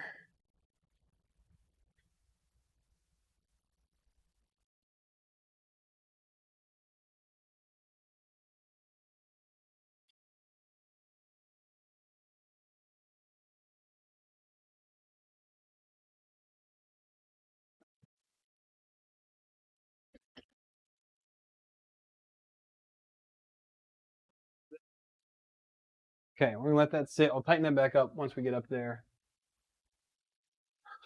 This is a it's just a clear PLA. It's not working out. I need to get something a little stronger. You see how this one came loose? I need to get something better. Now we're gonna go ahead and put the old BMG back onto here.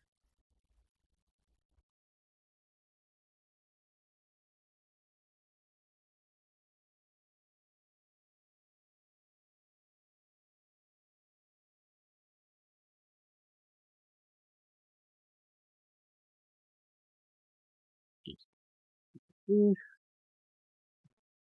original BMG here. Of course. Slide this back on.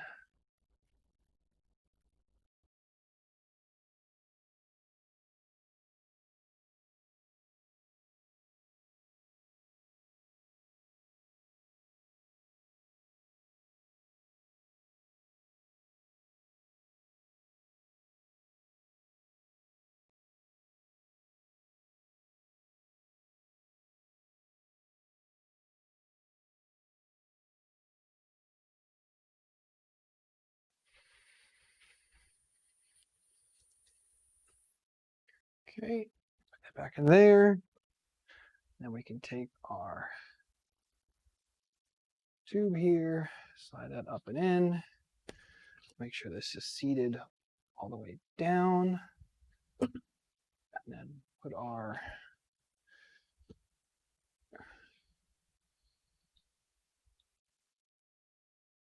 fitting on there. Make sure that doesn't, I want that to move at all while it's in there. This is the orientation I have the this part, the nozzle is closer to the back. So now I can remove these two screws here.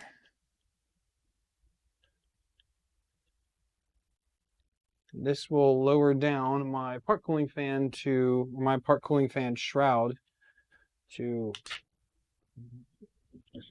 take apart. Okay. So that just pops off really nice and modular, just like this. So all I have to do is take out these two screws here and replace this standard V6 one with the Volcano version.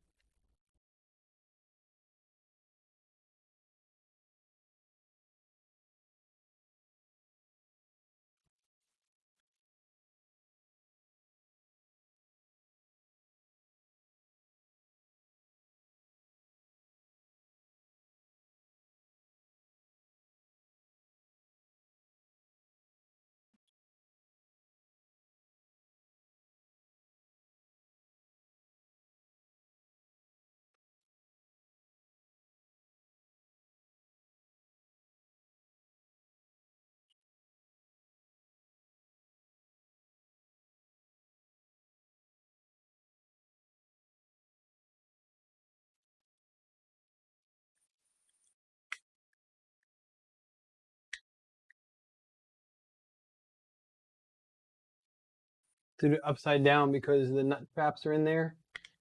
And yeah, it's just kind of a little bit janky that way, but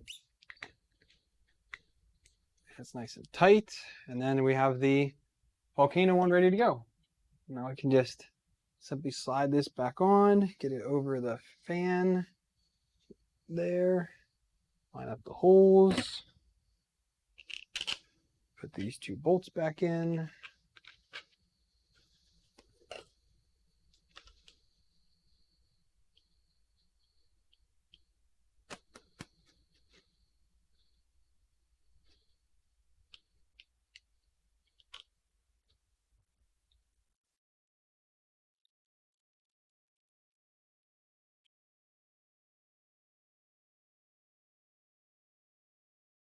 It's a little toasty still. Okay. So we have that there. We can now go ahead and get our clamp.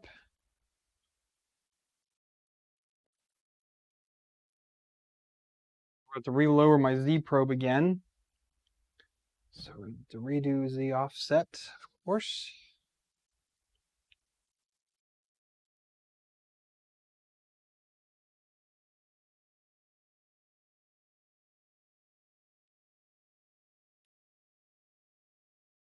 It's on there. Now we can go ahead and put this fan back on.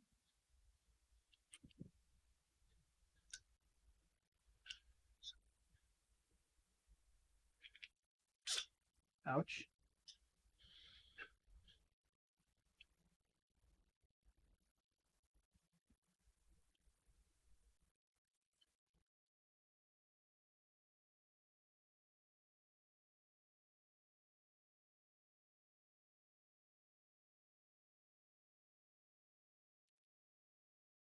The new subscriber. Hello, hello.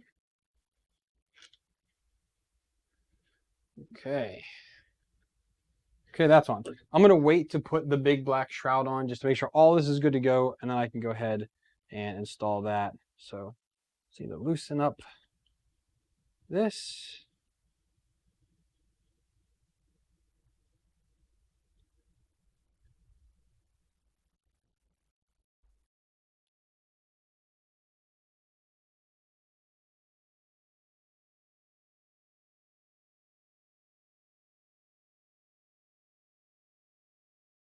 Generally just put it right at the same level as the part cooling fan is right down here. So I still have a decent amount of space there. That should be close enough to sense, but again, we'll double check once we get there. Yeah, that senses before I hit the nozzle, which is good. I don't have to be down too low. Okay, well, let me throw that firmware on. So let's copy this. We put this on the SD card.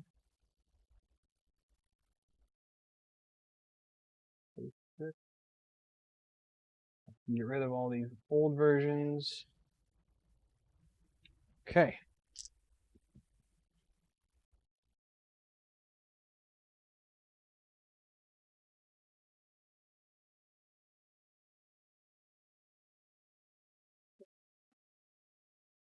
SD card in, put it on. Oh, once we get the, oh, nope, I did that wrong. Let me turn that back off. I need to come in the back and swap out the 4988 driver. So I need to take that off. I need to put where'd that other thing go? I think the kids stole it. Well, you need to pull out these pins, or these jumpers, I should say.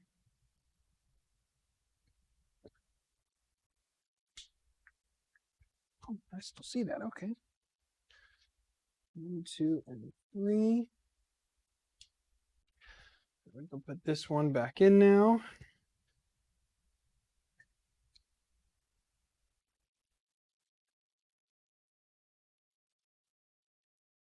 Find. What did I do with that other? Pretty sure the kids stole it. There it is. Okay. Let's put the UART jumper back on. That's in the right direction. Now we can turn it back on. Okay. I will reset the EEPROM. Wolfgang, what's up, man?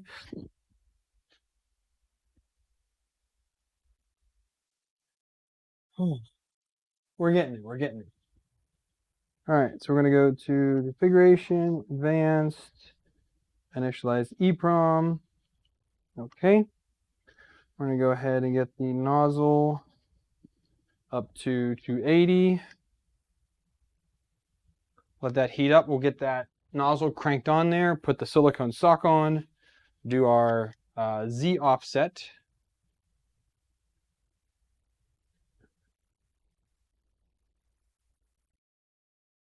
I gotta say, I'm really liking this clear BMG. It's quite nice. Until you throw a bolt away, Shane. It lines up nicely in there. Anycubic did a good job on this one, I think.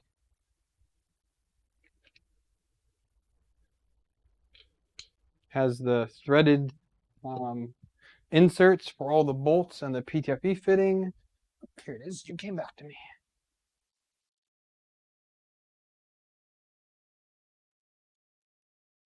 All right, so once I get this to temperature, we are back at a Volcano nozzle with a 0.6 millimeter, a Volcano Hotend with a 0.6 millimeter nozzle, back to the default of the stock BMG in there.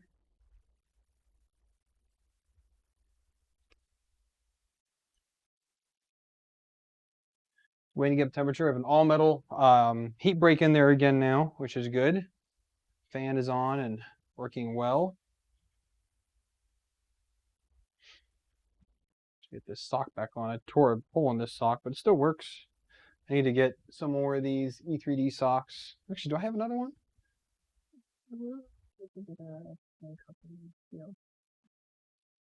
Silicone socks. I do have another one. Sweet. Another one. So we'll put this one on instead because it's complete. We are at temperature almost 260.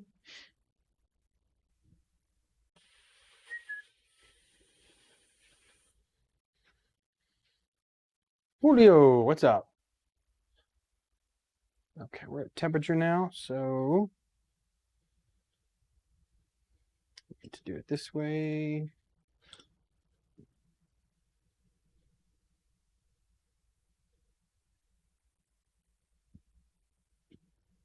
Okay.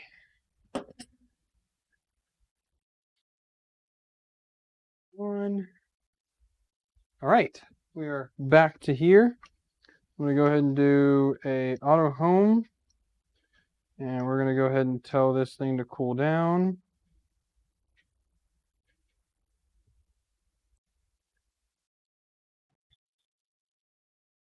If you hear rain in the background, I apologize. It started raining pretty hard again. Tony Maker K, what's up, dude?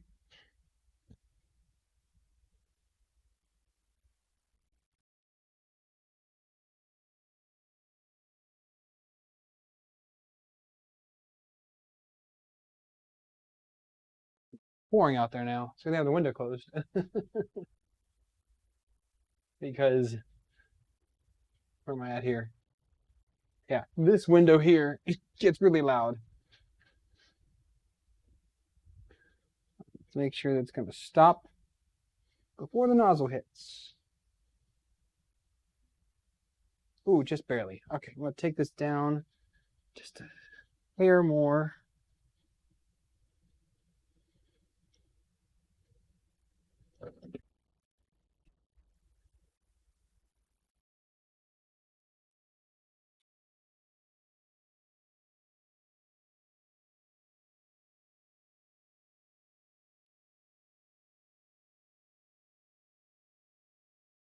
Okay, do auto home again. Motion, auto home. It's good there. Good there.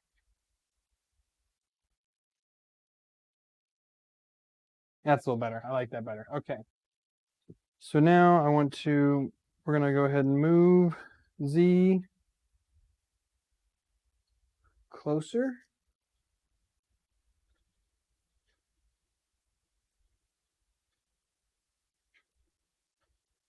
A piece of paper. Oh, I do have a piece of paper here.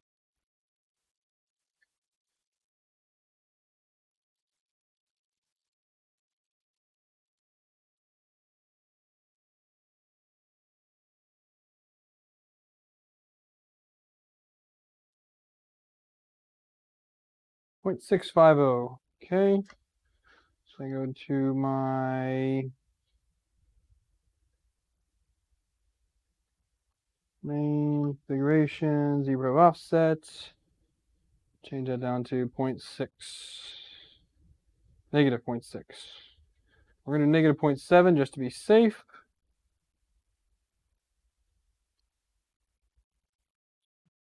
I want to just go into configuration, advance, acceleration. Everything is set in there. Okay, that's there. Steps is good. TMC drivers, current's good. Sensors homing on 50. Stepping mode, all that is good.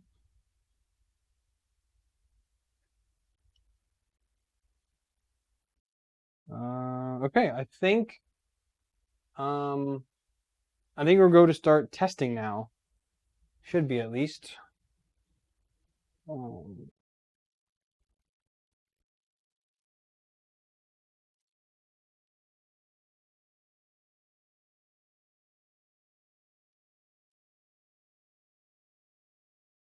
Okay, so where are we at here?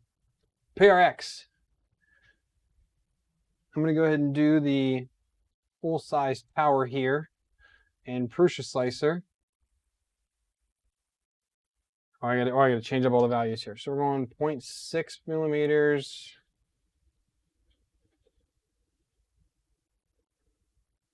Well, that's fine, yeah.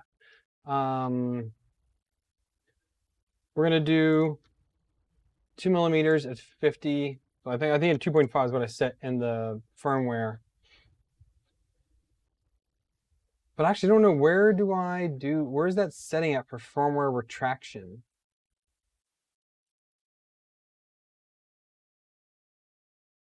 Use firmware retractions, check mark. Okay.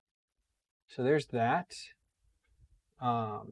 Wolfgang, Jim has one that he is building right now.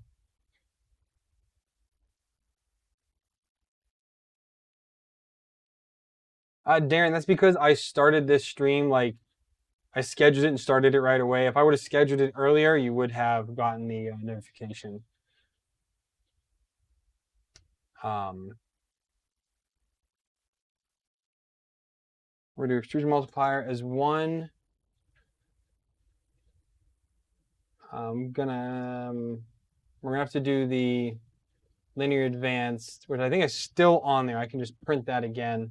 It's already set up with a 0.6 millimeter nozzle. I have that one still on the deal. So calc. So if we're gonna do 0.6 millimeter nozzle times 1.2, so 0.72 is what all of these values should be. We're gonna do 0.75 for first layer, a little bit thicker.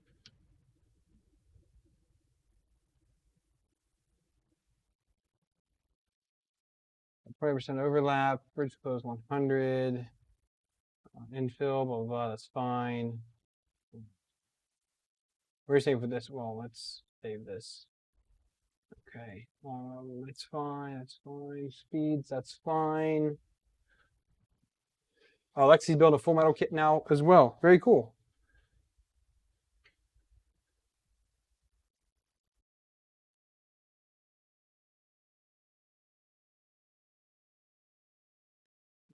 That in there.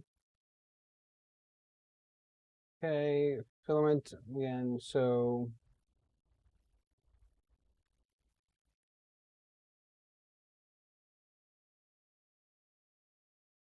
we'll do max at 35% fan speed. And then bridges the 100, disable fans first 3 layers. It's PLA, that's fine. Don't even worry about tool change stuff, film overrides. Linear advance, we'll adjust that here in a minute.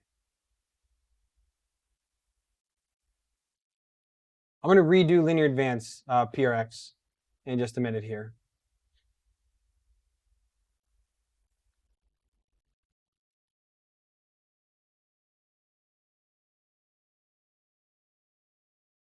That's good to know, Lexi. A couple defects in it.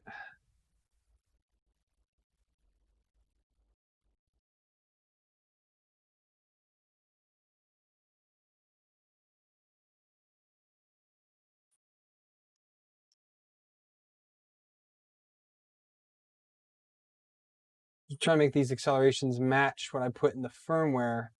So max is 9,000, which is way faster when I have in the firmware.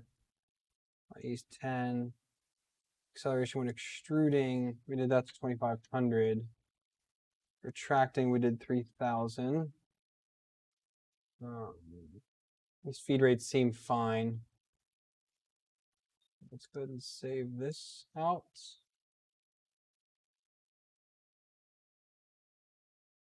Okay. So I'm going to go ahead and print for media. We're going to do the PLA test.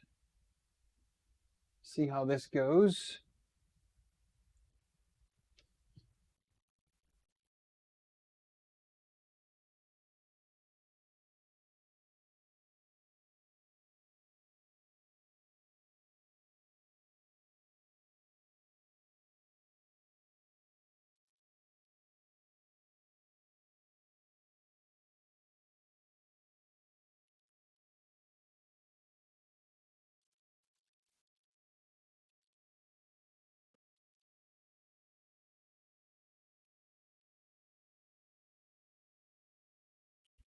Chat.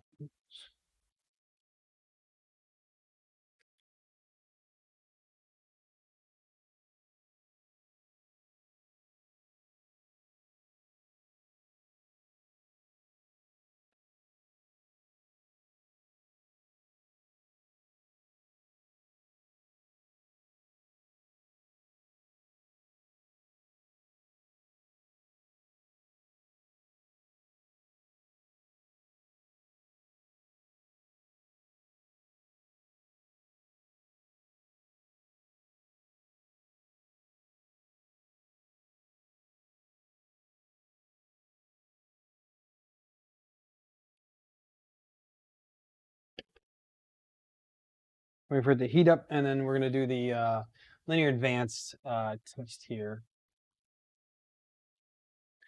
The YN stop mount doesn't fit provided switch. Half the hardware is missing. She needs M3 and 4 bolts.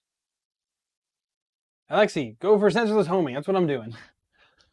It's proven to be a pain in the butt, but I figured it out.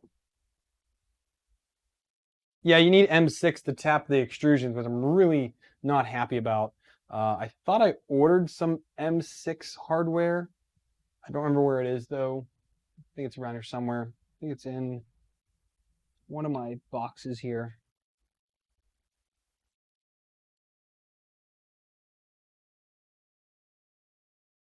For me, if it doesn't come with the necessary M3, M4 stuff, M5 doesn't bother me. I have a plethora of that. M6, different story.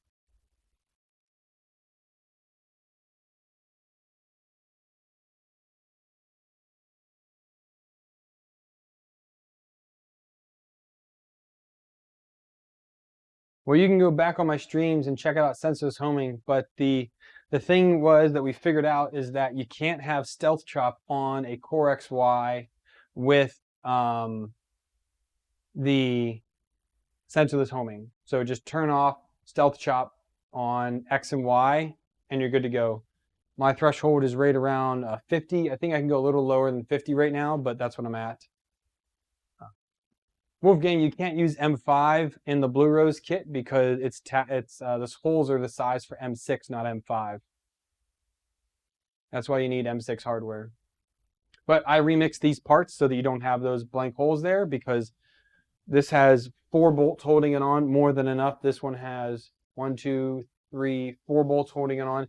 That 5th bolt going into the end of the extrusion literally does nothing. It's not needed. You don't need to have 5 bolts holding on these corner brackets here. And then here in the back, I just don't even have the corners in because I don't have the M6 hardware to put in there.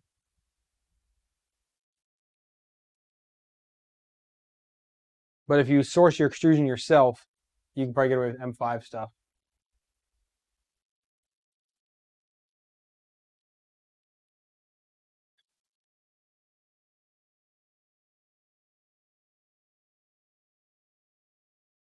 I'm hoping this goes down well the first try. I might need to...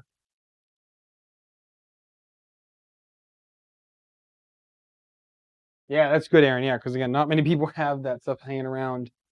Last time I did this, it was a little hard to get it to stick. Need to get the filament up into there.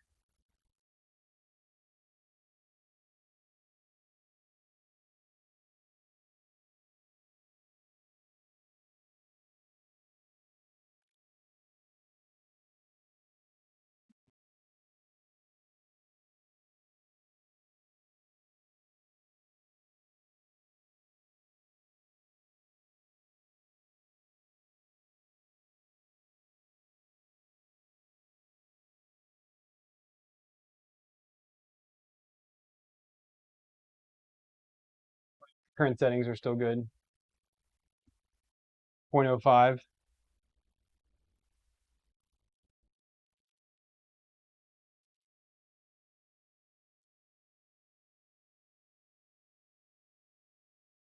.06. Let me change that now.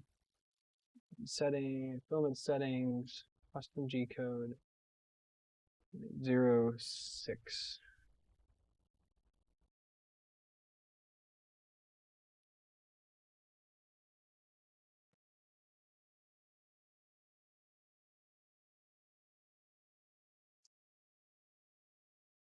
Hey, Santa.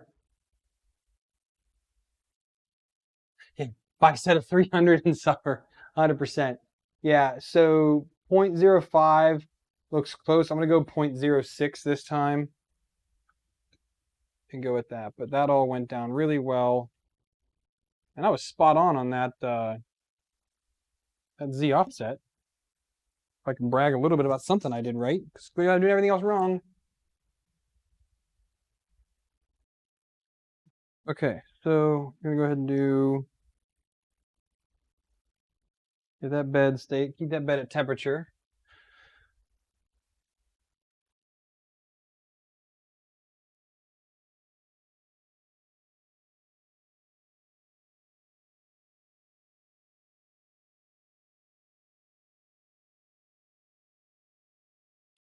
So we're gonna do this test here, but I need to look here in the firmware.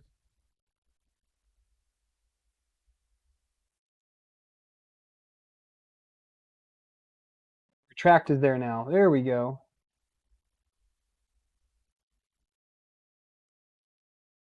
Okay. So yeah, I'm just gonna go ahead and slice and export this in. We're gonna let it do 2.5 at 50, which is default here when I have it set in there. We're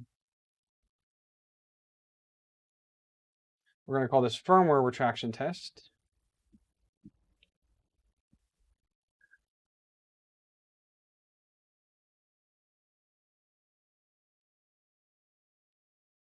Aaron, the thing to note though is that if you're using T-slot from, actually no, it is M5, Aaron. All of Zolltech is M5 because I'm using their V slots M5 and their T slots M5.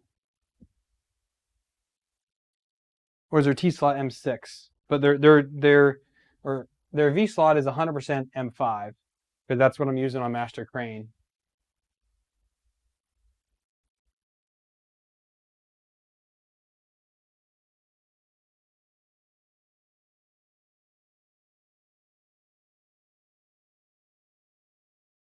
I didn't know Bureau's cut panels for you. Well, now that's using blind joints, but that wasn't a thing before. I have the corner brackets on mine.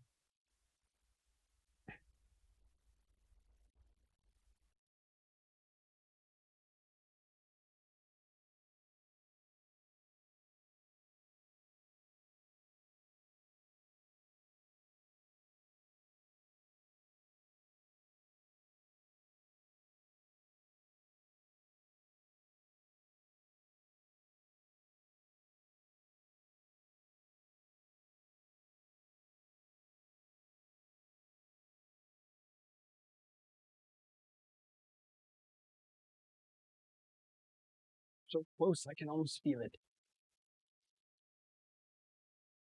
T-slot with M6. I'm gonna have to go. I have T-slot right here. Yeah, you're right, Aaron. I'm looking at some. I have the old Master Crane parts right here, and those do look a bit bigger. Yeah, they're 5 mil. So an M5 will just slide right in, won't it? Fit in here.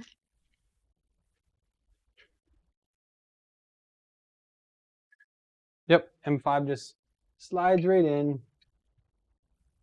Yeah, so T slot from Zolltech is M5, V slot, or T slot is M6, V slots is M5.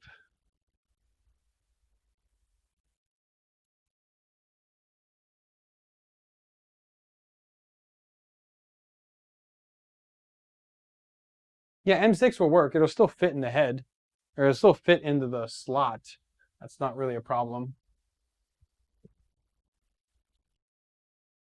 But you can't go no larger head than an M6 will fit into 20 mil extrusion.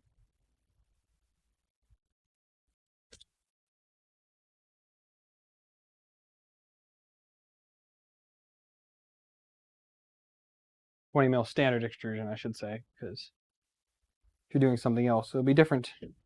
All right, we're heating up, bud. Hey, Brandon.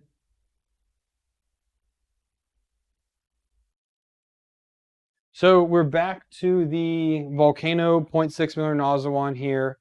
Just made sure linear advance is good to go still. We did a bunch of tweaks in the firmware for acceleration because my accelerations were just too low apparently. And after doing that, we did get a semi-successful test, but retractions were a bit high for that 0.4 millimeter nozzle I was using. So we normaled everything back up to what I want it to be. And now we're going to tune from here with the new acceleration settings and see how it goes. So I would be ecstatic if this 2.5 at 50 works off the bat. I would be very happy with that.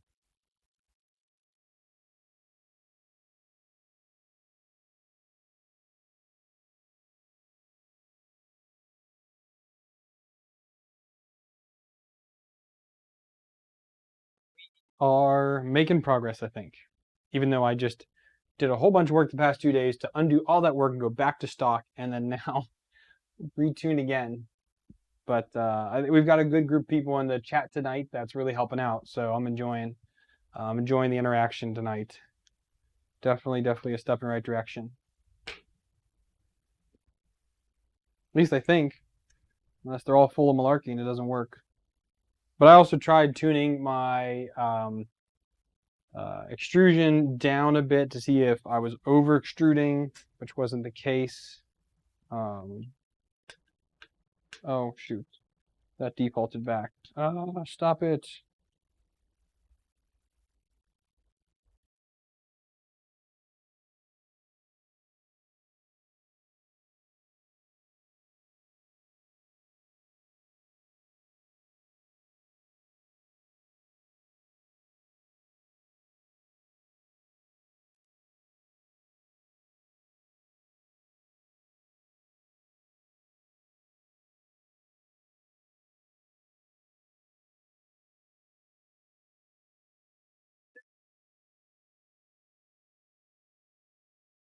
That's smooth. Yeah, 0.69.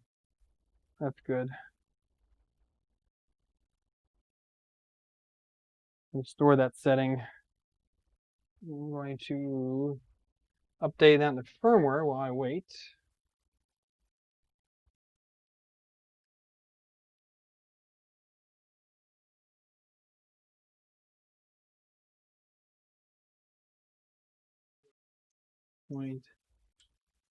.690.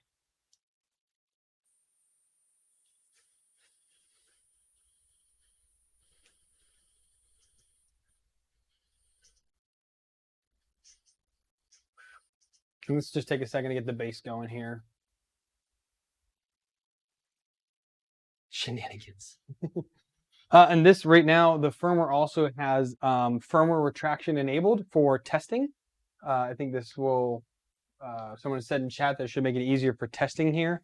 So like I said, right now we're at 2.5, 50 millimeters a second. And if we need to change that up, that's easy to do so.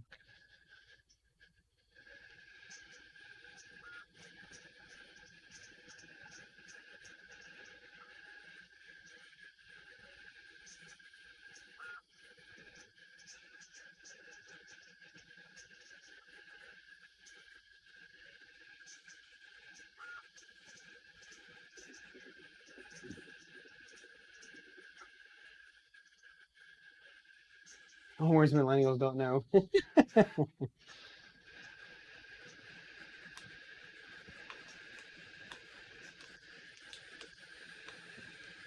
We're definitely having a little trouble keeping up here.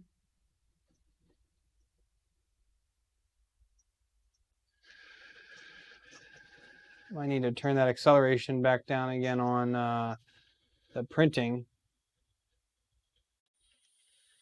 Up my temperature a little bit. Let's go up to 220. 210 was not hot enough.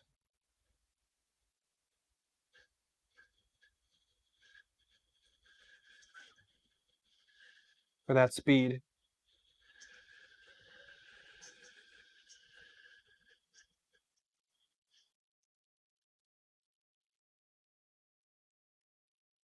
.220 seems to be smooth. I don't hear anything crazy going on.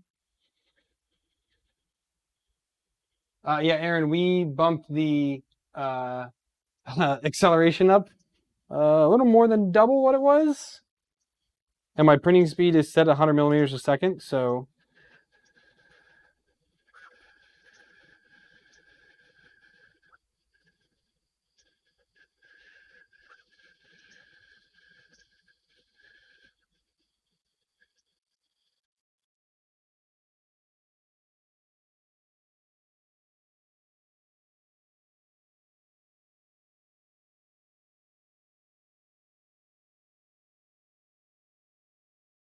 travel speed is 250 millimeters a second right now.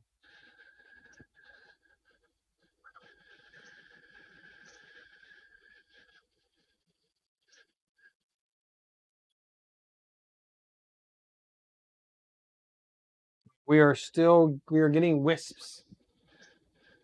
2.5 at 50. So, what should we do here to change that?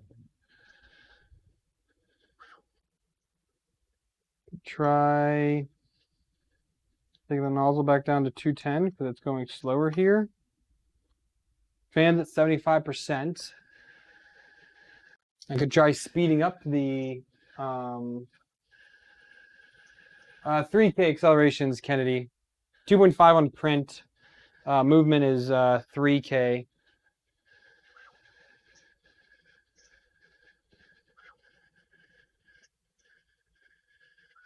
What else set the layer height to this print?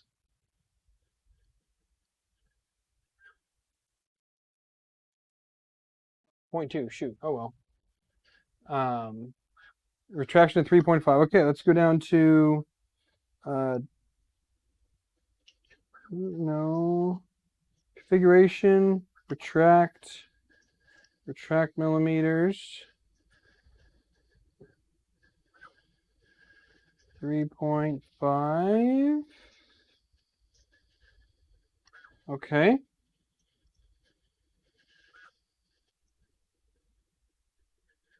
Okay, this is 3.5 at 50 now.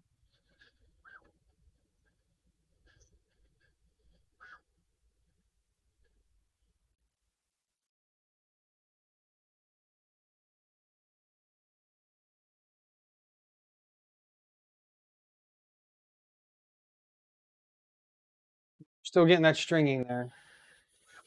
I gotta wonder if it's over extruding, like we said before.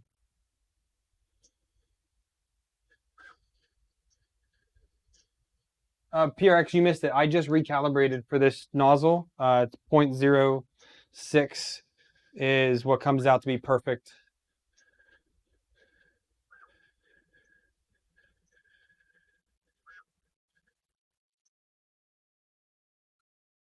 But I wonder if I can go faster on the retract.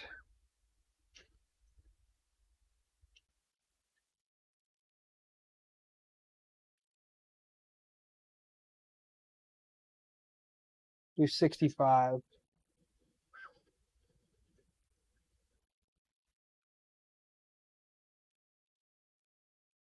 I think also it's a bit my fault. Let me stop this real quick. Because my layers are a little bit too low. It can do 0.2, but I don't want to print that low. I screwed that up a little bit.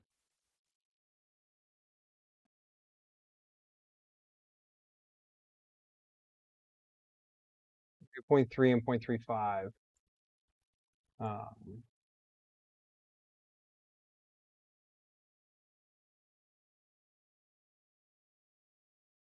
Keep that bed at temperature.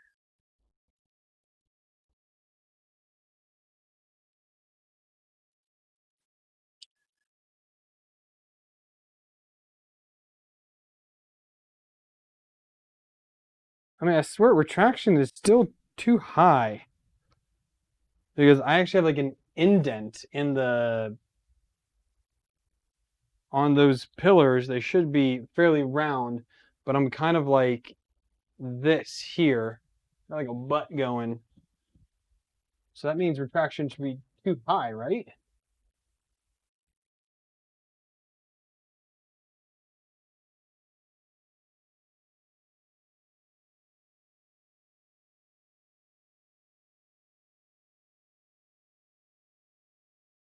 I don't think there's any way I can get a decent close-up of how it actually looks. Let me re-slice this.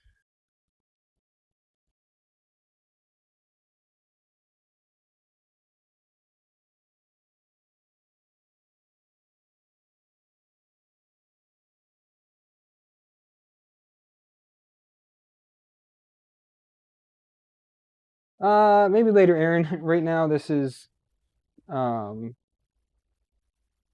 better. I don't think I can actually because of the way I have this all situated. I think it'll crash against this back corner. What was I doing? Oh yeah, I need to save this. So do that. One more retraction test, save.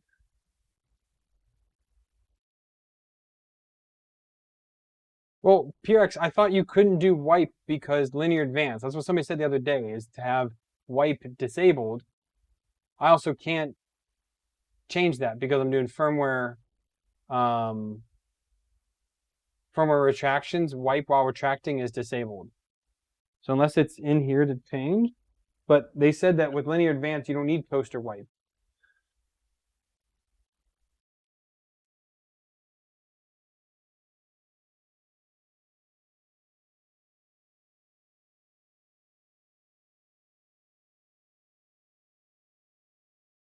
Yeah, I can't change that.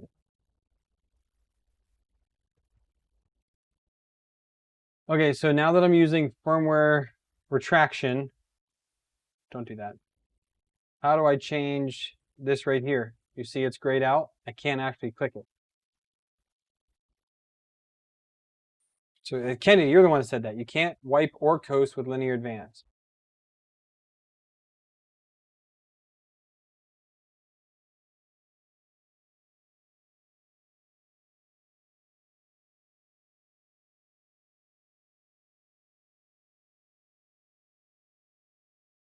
Linear advance is 0.06.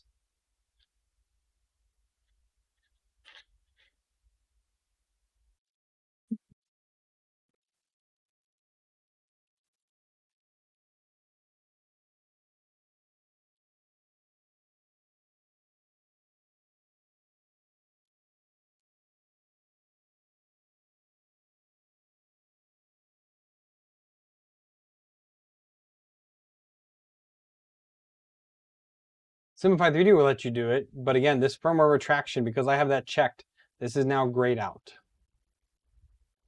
So while you guys talk about that, I'm going to try this again.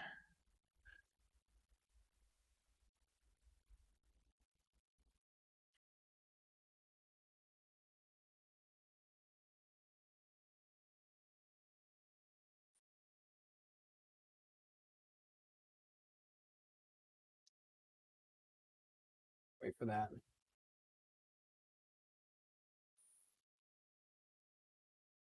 can always turn off firmware retraction in your slicer and have the firmware automatically detect retraction G code. Oh, I did see that. There's auto. I was wondering what that meant. So if I change that to auto, then it will do whatever's in here. That's okay. That's good to know.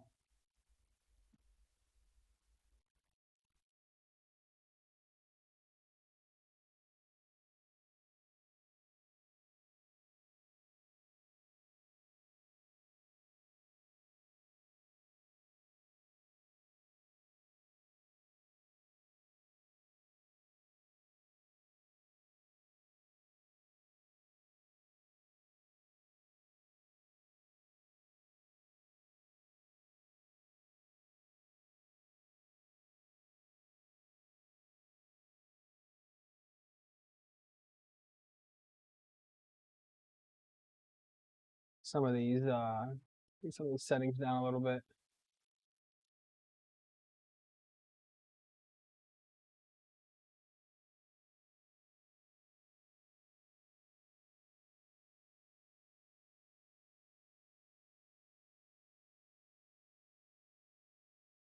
Wipe and the negative extrusion, the same line of G code. Wipe. That's okay. We'll see how this goes.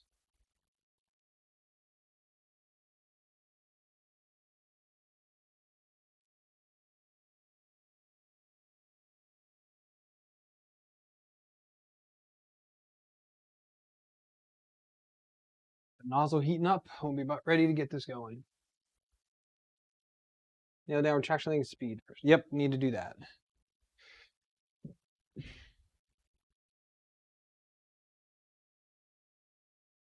And I did do a box test last night with this 0.72 as a line width, and it was right on the money. Might actually been a little under extruded at a 1 extrusion multiplier of 1 because I was measuring like anywhere from like 0.71 to 0.69. 0.72 is 1 point. But It was close, but not, spot on.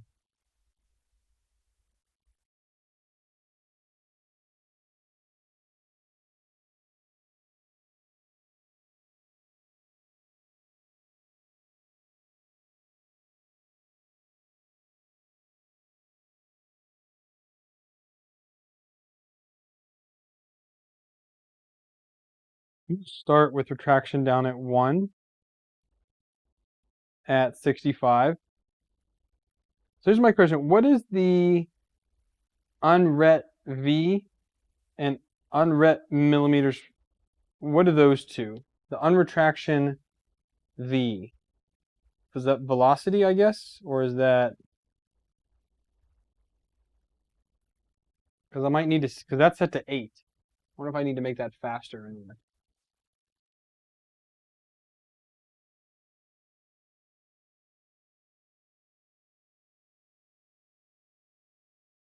Default V rate recovering from retraction. So that's the unretraction, right?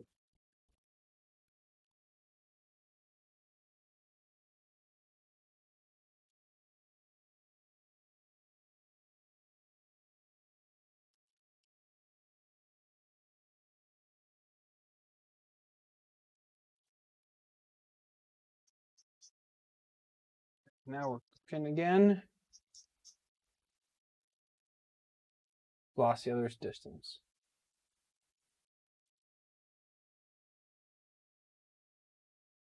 Oh, it's an additional recovery length. Oh, okay. So if you need to, okay, interesting. All right.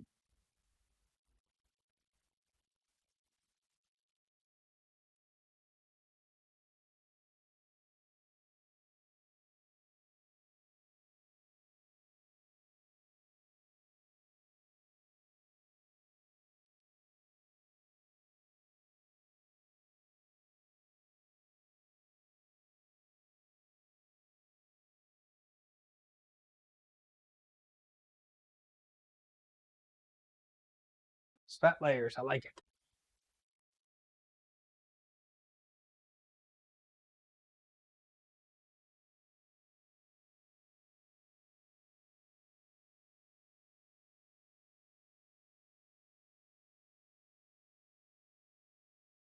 So again, we're at 1 and 65 for this initial beginning retraction test here. Maybe actually while we do this, let me turn the lights on. I'm going to move the camera closer so you guys can see what retraction is doing once we get started here.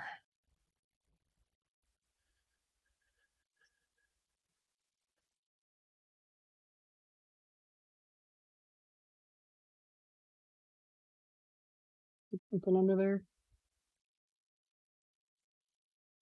Yeah, like that. Okay, let's switch to here. There, you guys can see that now.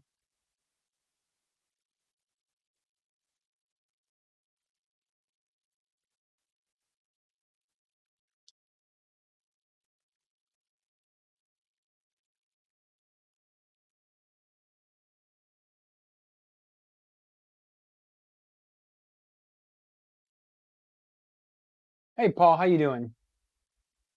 We're doing some testing here. Oh, I need to a little blown out, aren't we? Is that better? That looks pretty good now.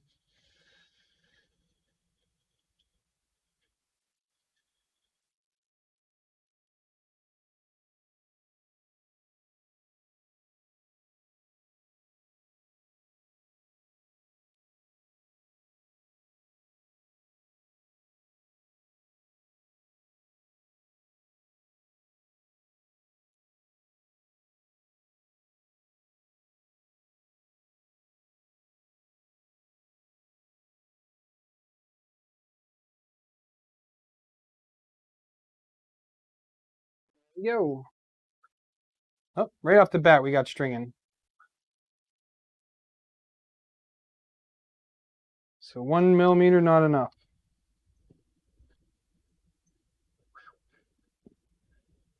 To configuration, tract. Dial this up to 2.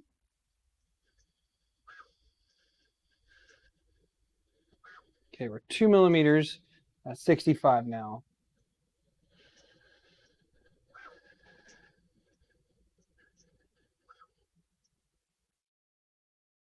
But I think it just might be over extrusion as well.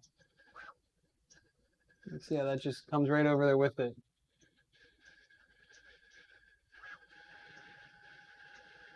Oh.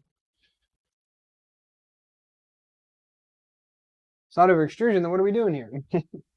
All right, 2 millimeters is definitely not enough. So let's go to retraction. Let's go dial up to 3 millimeters.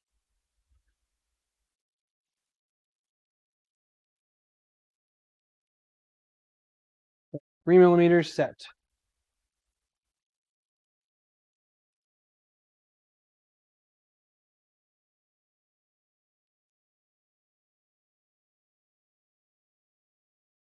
Coming over there with it.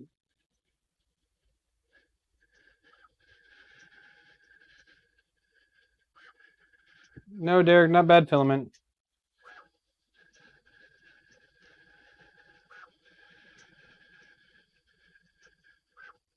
Let me try taking my temperature down a little bit.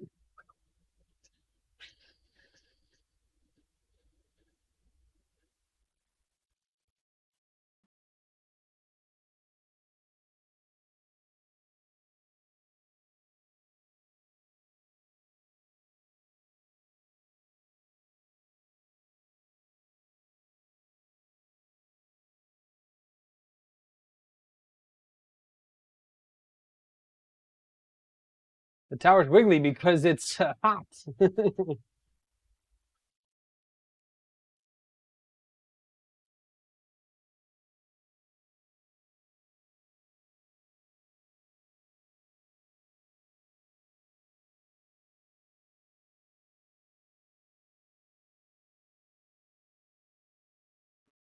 Try, should I try more retraction or lower temperature?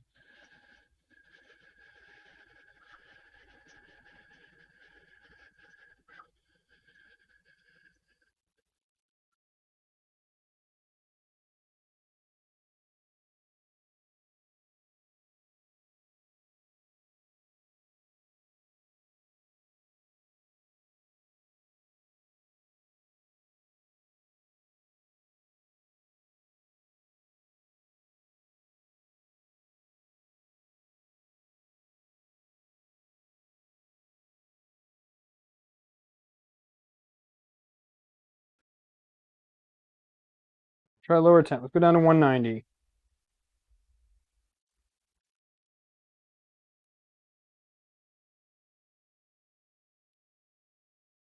$190 set. Let's wait for that to take effect.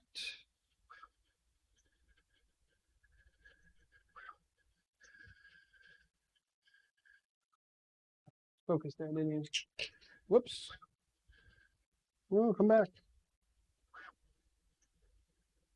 You're keeping my camera angled. Sorry. There we go. That's better.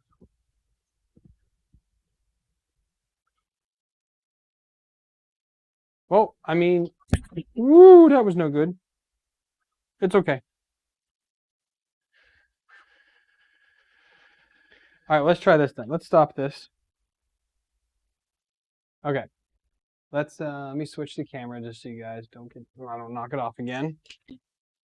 Okay, let's do this. I'll do, see you, Aaron. Let's go to first slicer. Here. All right, let's ditch the temp tower. Let's just do two XYZ calibration cubes. Okay.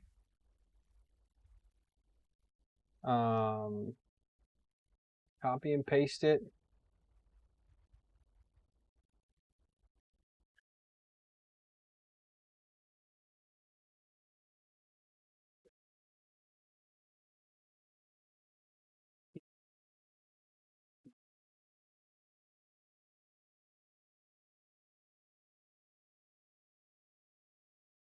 Can't lower the infill on that part. That is just how it is.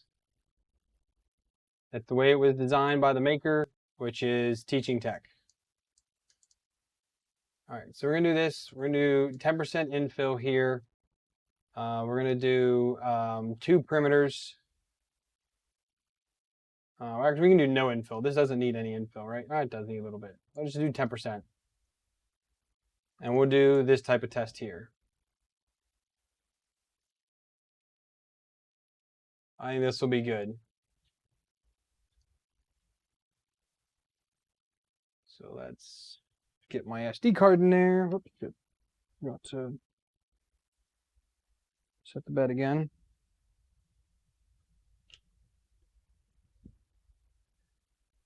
Save this. This is the Dual XYZ calibration. Saved. Get this off the bed.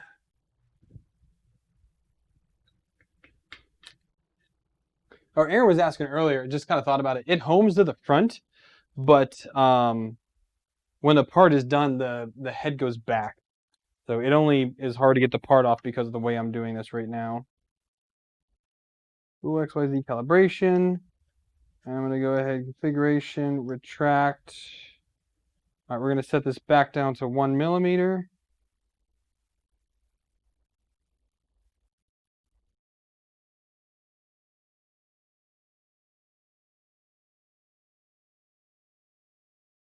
One millimeter at 50. What we're going to start off with here. Is there a safer way I can get you guys to see this? Because that was not too safe. Where's my? Everything's down in that bin. See if I can get it while that's doing the bed leveling.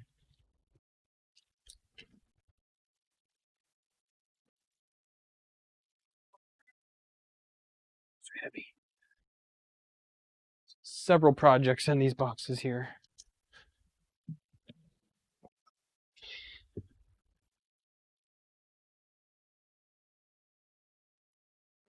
And I safely mount the camera to this. Let's see.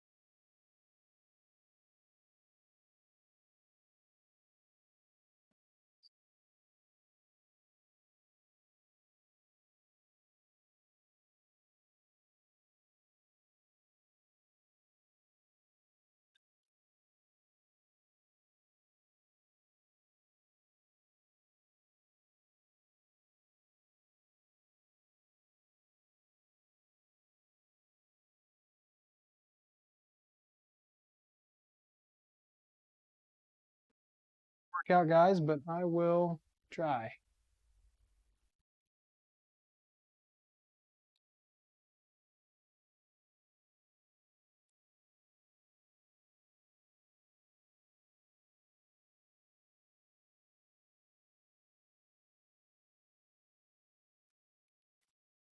Need to be just a little bit lower. Come on.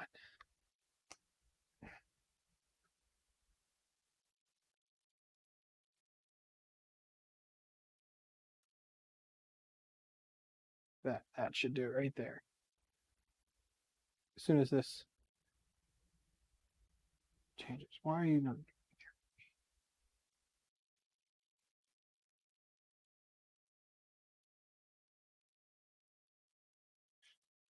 Let's grab this. Right there. Okay, give it a second. Sorry. Give it a second. Need that nozzle to heat up.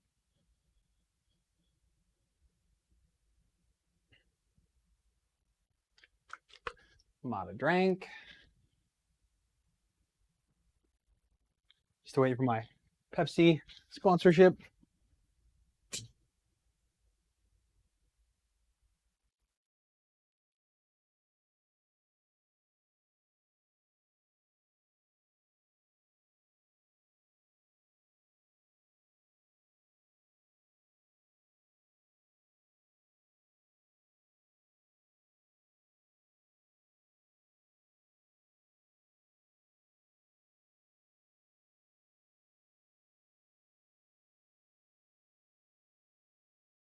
Almost temperature.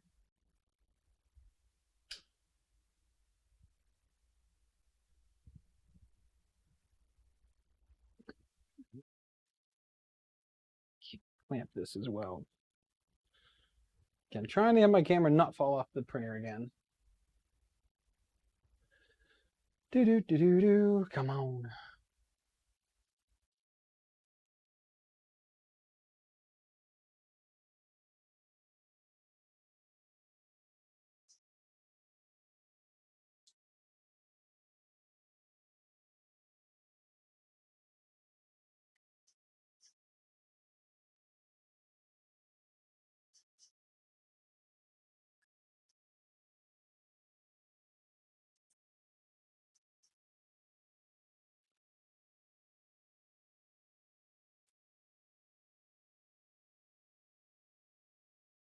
It's a little crooked. I can't get it much straighter than that, but at least it's on the print.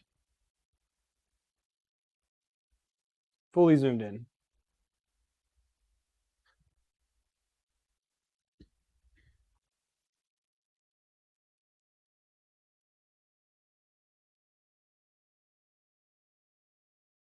I think I can make my first layer a little bit wider extrusion.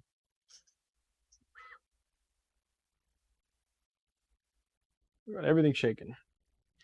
This printer moves, it moves. I think solid infill is set to 80 millimeters a second. Or 70. Well, I haven't set it here. Print settings, speed. Solid infill is 60. Perimeters are 90%. 100 millimeters a second is perimeters, and then external is 90% of that.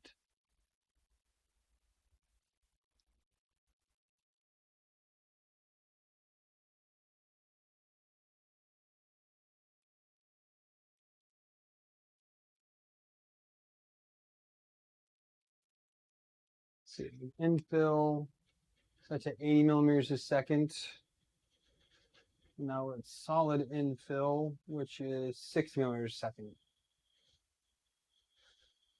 I might dial that regular infill down to 70 just at these temperatures.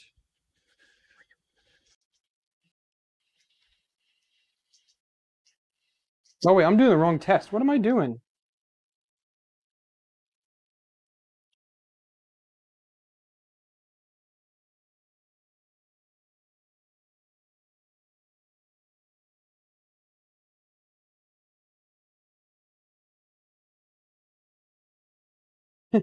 We're doing all that. I'm like, wait a second. None of this is right.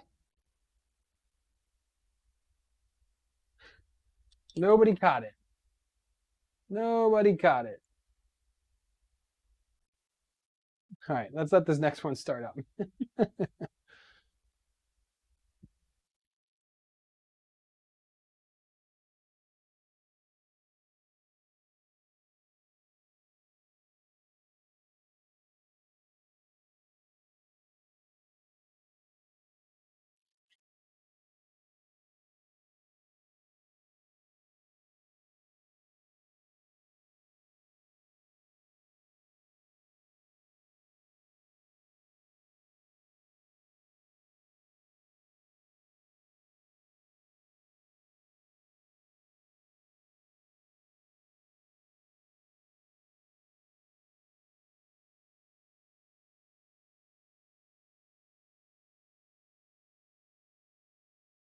Thanks, Crow. Day late and $1 short.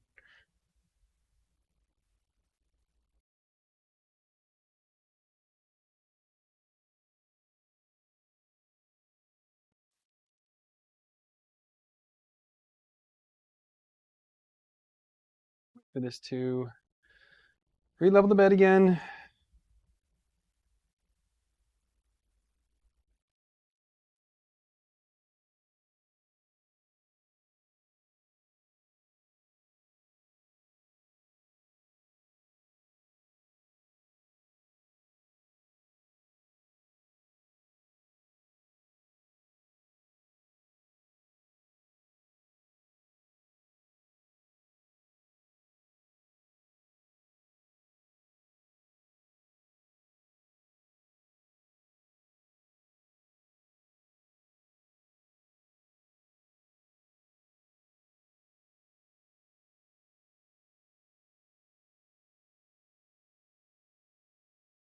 Paul, what makes the extruder skip when it prints? What do you mean skip? Like, if it's not hot enough to push, if you're printing too fast and your nozzle's not hot enough, that just means that it can't melt the plastic in enough time to print at the speeds you want to print it.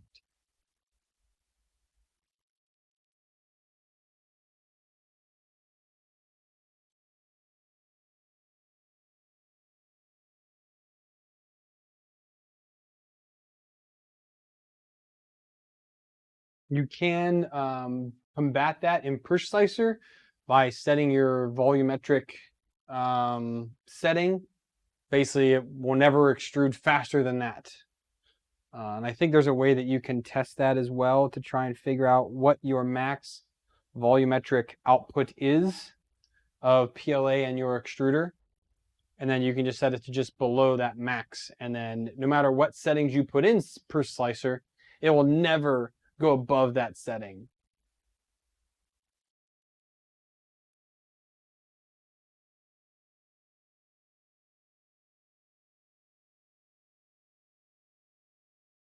Good to go here.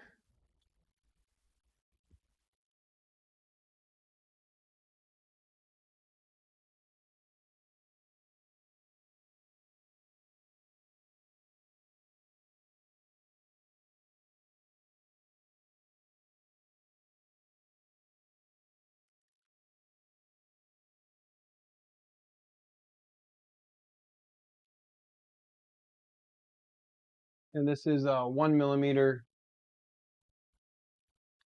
retraction at 65.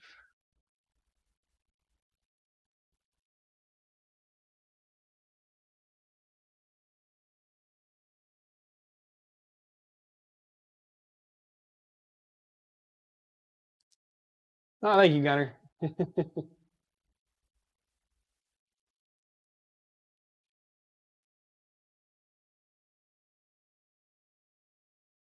Paul, I'm not 100% sure. It could be a clog as well if you're not getting the output you should be.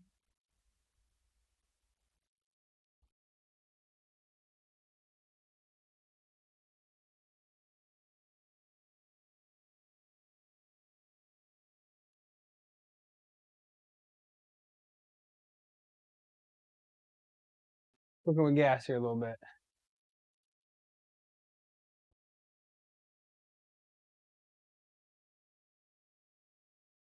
The camera doesn't shake as much when it's connected to the printer. That's a little bit better.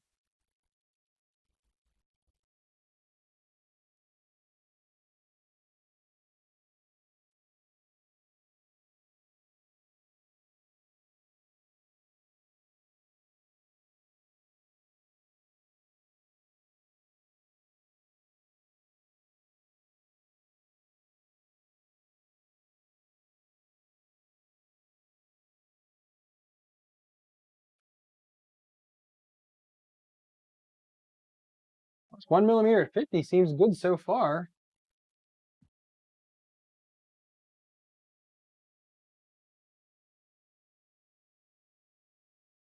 Give it a little bit of time, see how it ends up.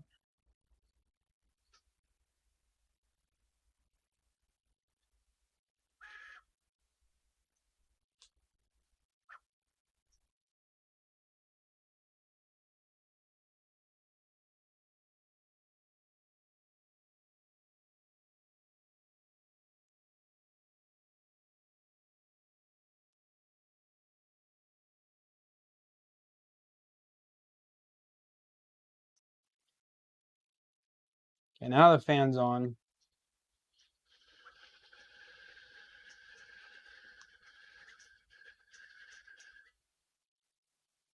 We're still getting little wisps here. See that there?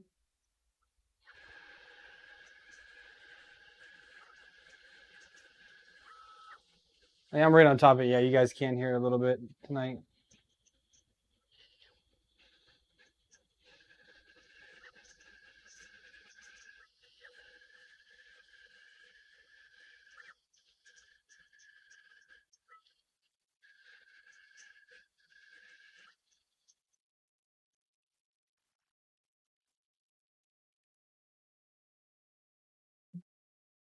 Could do, let me up the retraction just a smidge. Configuration, retract. Let's do 1.5.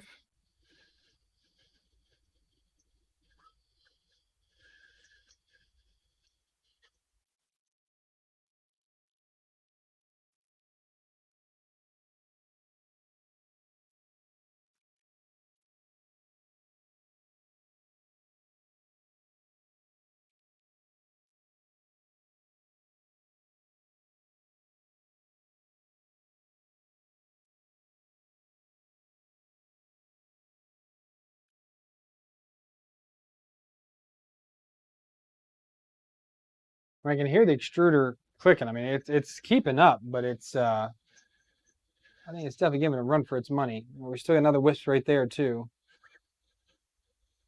Let's keep 1.5. Let's shake the speed up a little bit. Configuration, retract.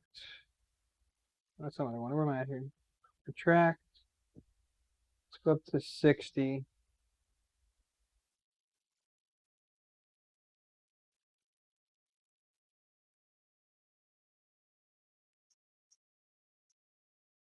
Oh, they are really quiet though. It's also on a plastic table, so the vibrations do kind of get through it.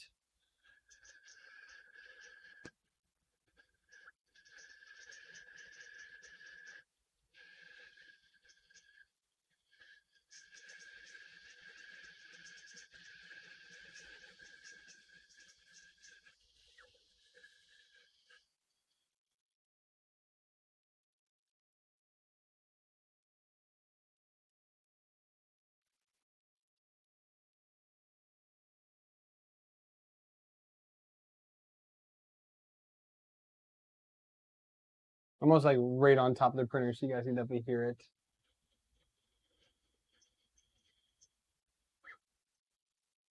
Paul, you also might be having heat creep. We'll just confirm that your part cooling, your hot end fan is working well on your heatsink. Because if you're having heat creep, you'll clog up.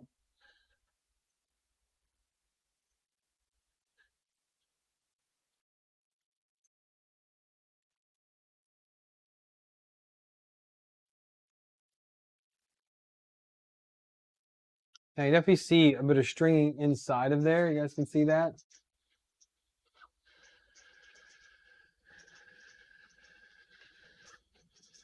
Wolfgang, you think it's a little bit of over extrusion, eh?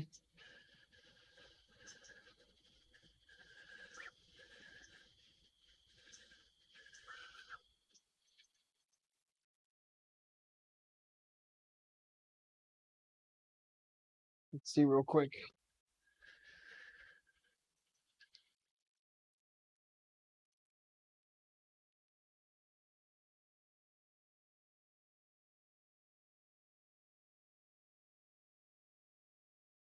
Measuring 30. It's supposed to be in here.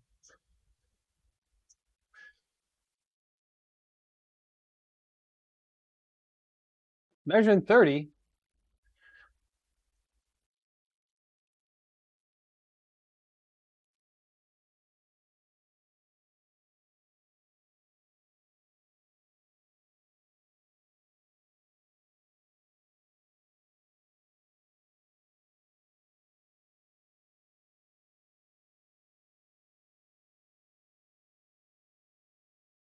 I mean, it's definitely, you can tell it's struggling to keep up in certain places.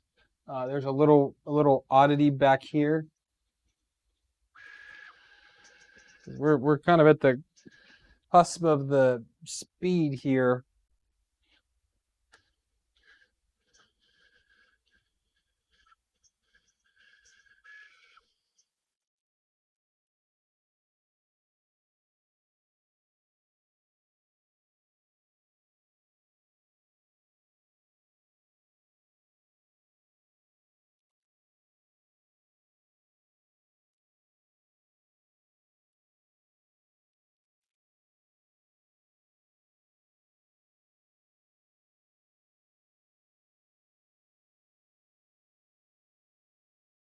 Oddities going on in the corners too.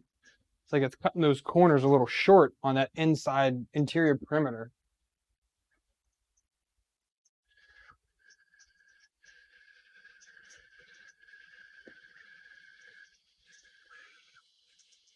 No, we're still getting a little bit here. See it?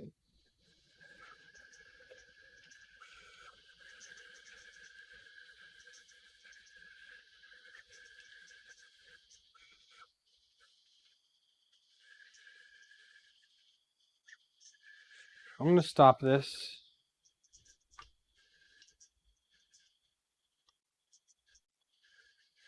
Okay, it's going to home into the camera here for a second. I'm going to move it.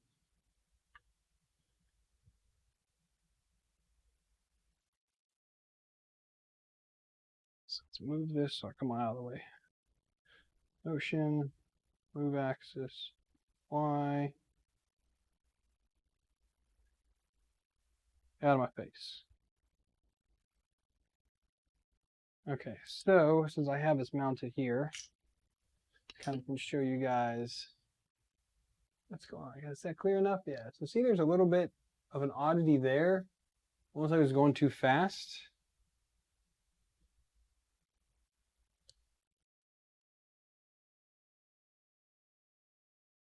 There's no ringing, which is good. And over here, a little bit, something going down there. Another little blip or two there. A little bit there. Right there. So there's definitely some oddities going on. And if you look in here, look at this corner. See how the inside perimeter doesn't touch the outside perimeter on the corners? What's that all about? Yeah, because here in these turns, is that a jerk issue? Because that's the speed it changes direction. Obviously, ghosting's not a problem right now, but would I need to raise the jerk settings in order to get in those corners better? It's hard to tell. And I don't know. But it's getting kind of late, and been at this for a while. So, any last recommendations what to try here?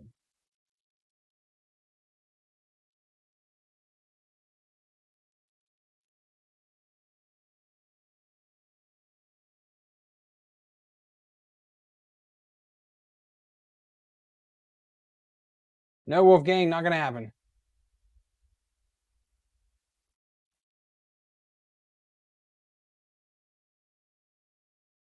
So I can try lowering down the extrusion multiplier.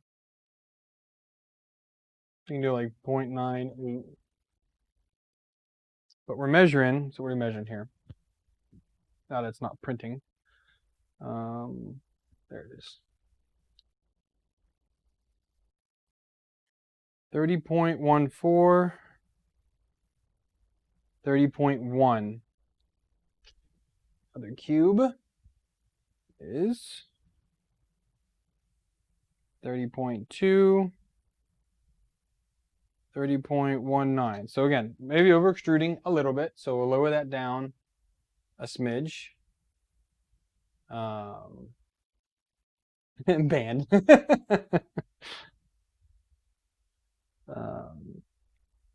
Guess I can try and raise jerk a little bit.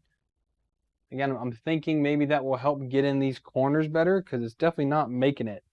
Because it's like it's, I don't know if I can really be able to see this on camera or not. But if you look, okay, we focused on there. If you look in here, it thins out as it makes that turn. It's not fully extruding around the corner there, which is why there's a gap in there. I don't know what solves that problem.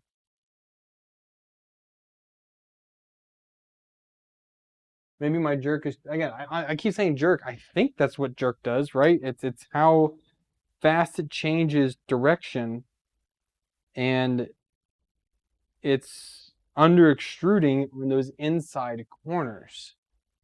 It doesn't really make sense to me.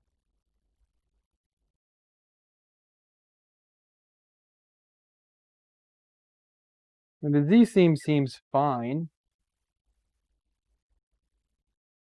Not bulging, which is nice. But let me show you guys that real quick here. So the Z seam.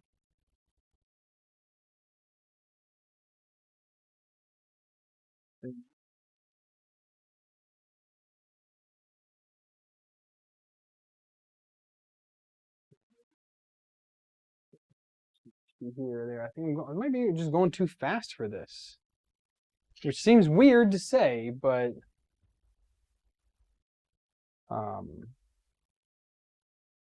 coast is not enabled because it's linear advance.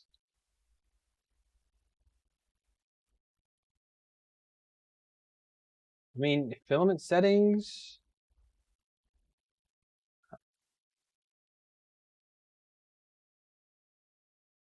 Filament settings, custom G code, M900K 0.6, 0.06, sorry. Set linear advance. That's the G code for it right there.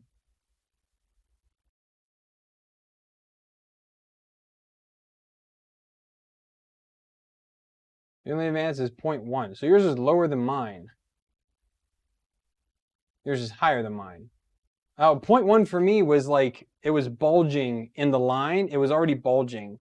And 0.5 was a little bit, it was a little bit narrow where it would be bulging. So I went with 0.6. But 0.1 was definitely bulging in that line, and that's not good. But again, it also varies per printer, temperature, all that jazz.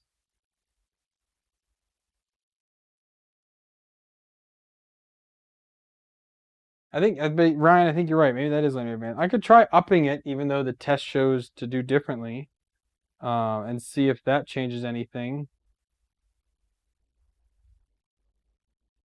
So I think we can try once more. Let's do. I'm gonna go with your linear advance, Wolfgang. We're gonna go to 0.1.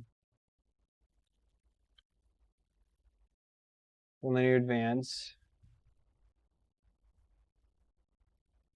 Ryan, it doesn't matter what it is in the firmware because the M900 command overwrites it. At least that's what everybody tells me.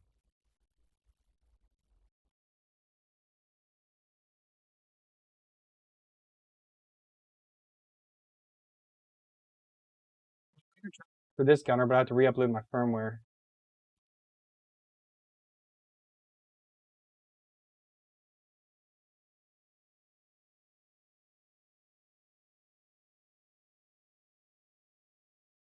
Calibration.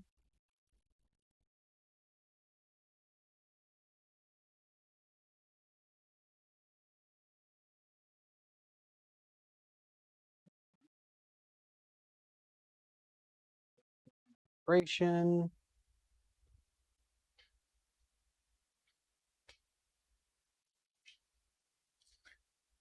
Actually, before I do that, let me just reset this real quick.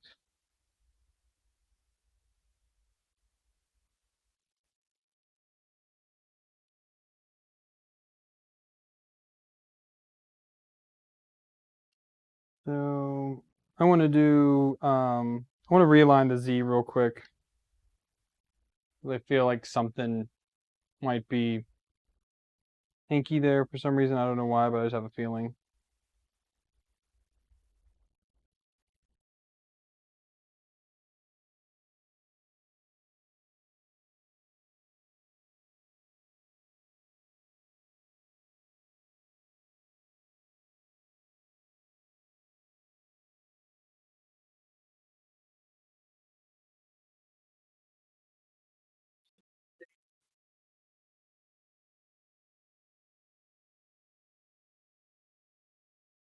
Doug, I am no pro. Don't let anybody ever tell you that.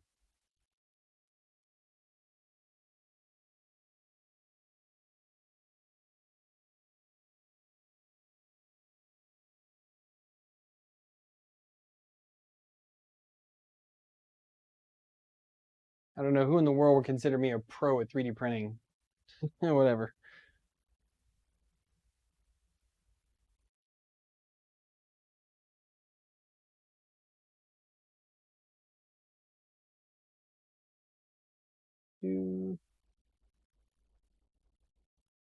Adam, we're still kind of playing with different things here. And we're getting close. I mean, it's definitely close. It's just not quite there yet. Now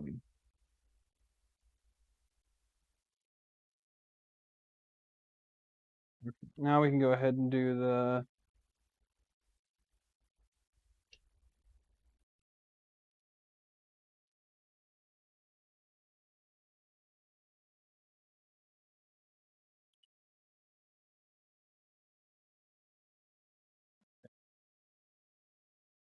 so I can show you this while it's still there. So you can see in the print here, there's still some wisps in there when it's doing the retractions. So this time I've tried lowering the temperature, that did not work. We've raised retraction, that did not change anything. So now I'm gonna try to under extrude a little bit because we'll see how that's going. Making a little change in linear advance as well, which again, I'm kind of on the fence of just getting rid of it.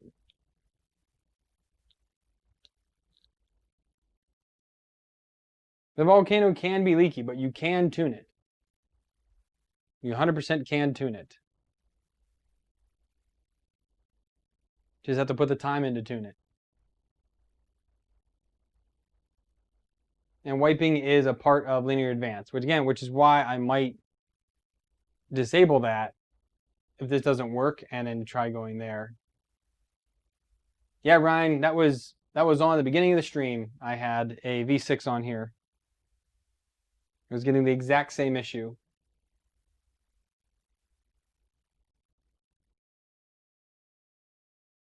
But we solved most of the issue. Most of the problem was solved. We got just a little bit left over. Most of it was solved by just speeding up accelerations and things like that, because it was just too slow. And as soon as I bumped acceleration, like that, immediately got rid of a lot of it. Not all of it, but a lot of it. Well, we did get rid of it with the 4.0 with the 0.4 millimeter nozzle on a V6. Now we're just trying to get rid of it with a Volcano. Z-Hop's disabled, Adam.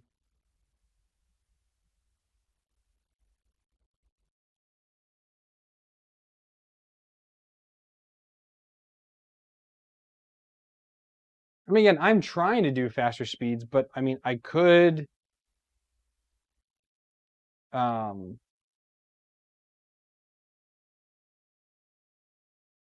slow it down.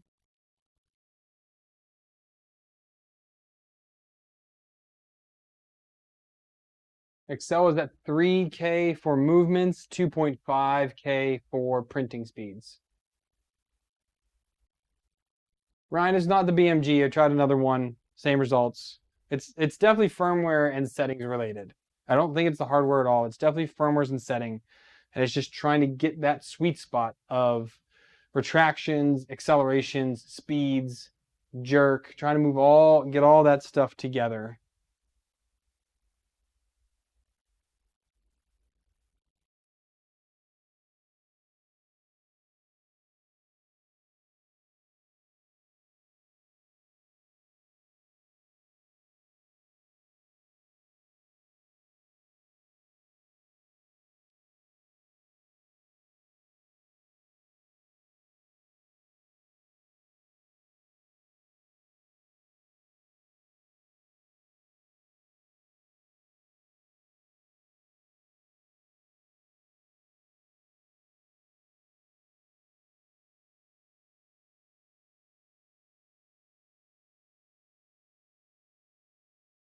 Yeah, not doing Clipper. Nope. I tried reducing temperature, did not help at all. It made the extruder start to click because I was printing so fast.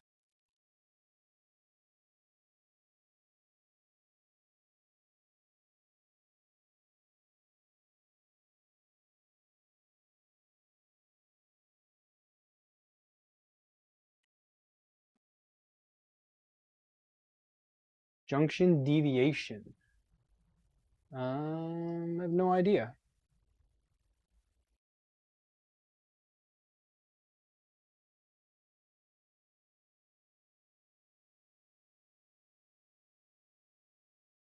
Standard deviation is 0.013. So that's the default. I didn't change that at all. I have no idea what that does. Not gonna lie. Not the foggiest idea what that does.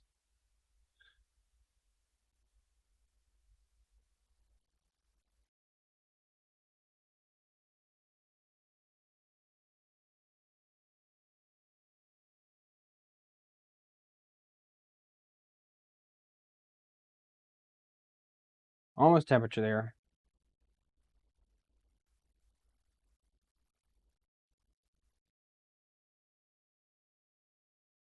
What does that even do?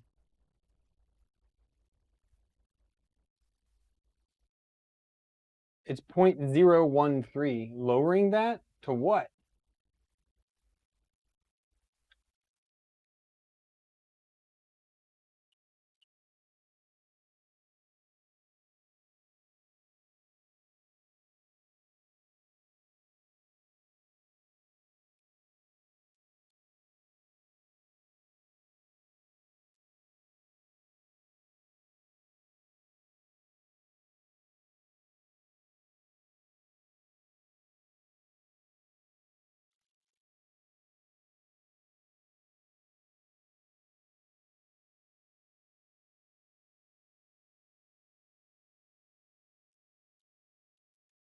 All right, so we're back to the stock of 1 millimeter, 1.5 millimeter retraction at 6 millimeters a second, 210 C on the bed.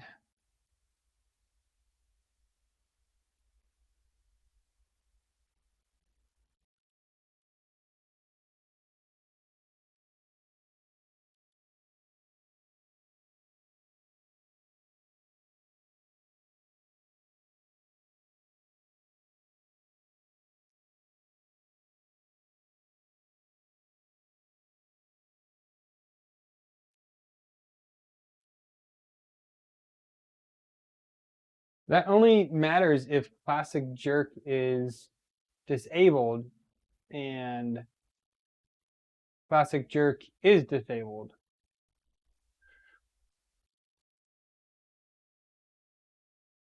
Interesting.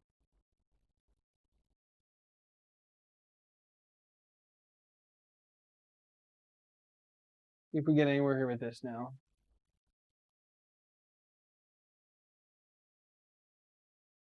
What does it do?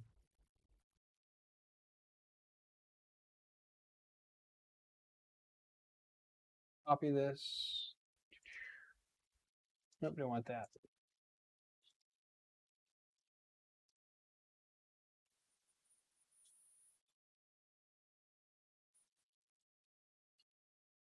Oh, because I hate the BL touch. Inductive probe is better. It's also more accurate than a BL touch. And you can't break any pieces of it off. You can break a BL touch really easily. Kennedy, I'm going with you, dude. I have no idea what any of this stuff means.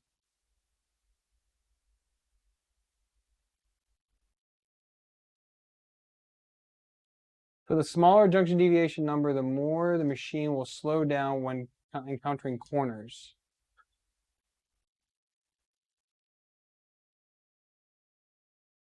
The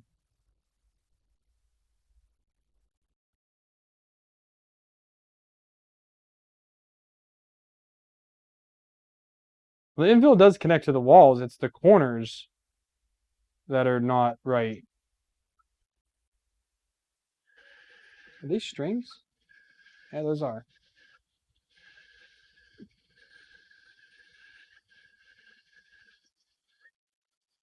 Yeah, see, we're still getting right here.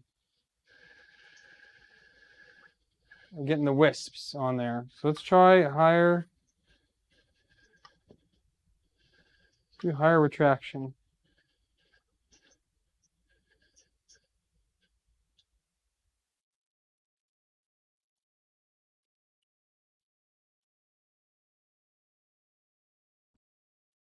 It's definitely not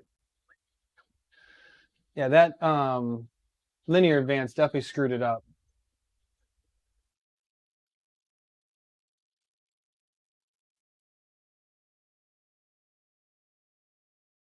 Because now my corners are completely bogged.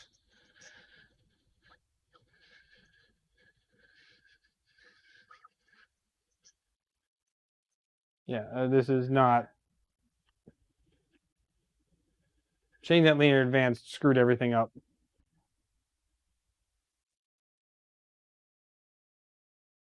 One second.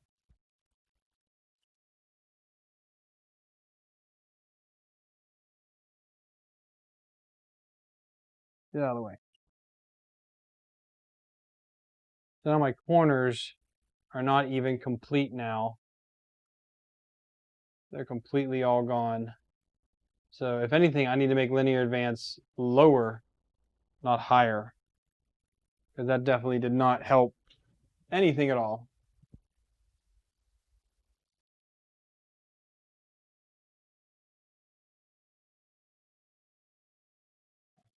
Can I turn that off in the screen, or do I have to re-upload my firmware?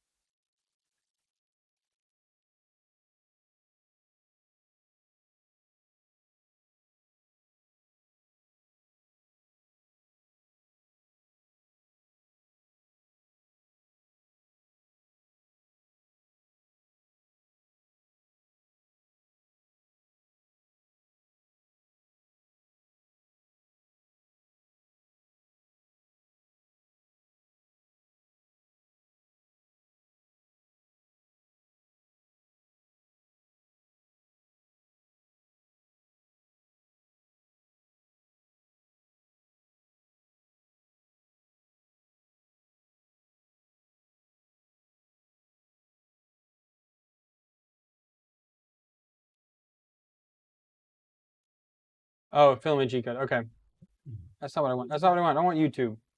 I want to go back to Proof Slicer. Just had it. Come on, Proof Slicer. Filament settings.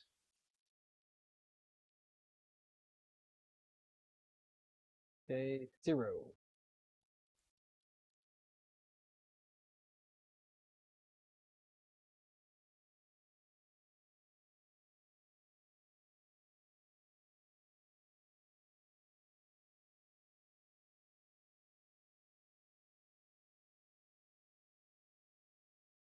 Let's try this one more time with no linear advance. And then I'm going to call it a night.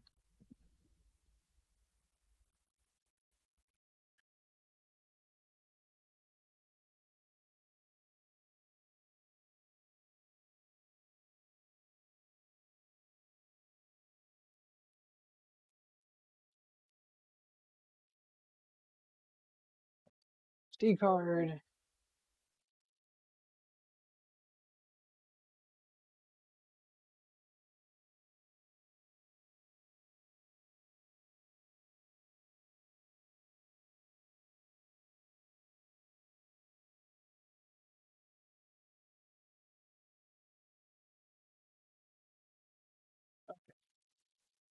Let that level the bed, and then we'll go from there.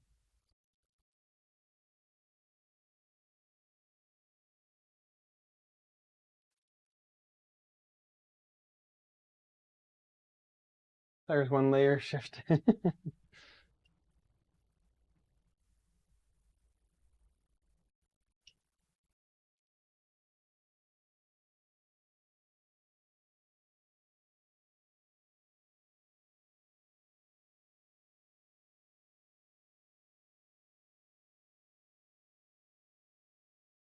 I'm also wondering if I should turn. I'm going to turn the print retraction down just a little bit. I'm going to go down to 2K on that.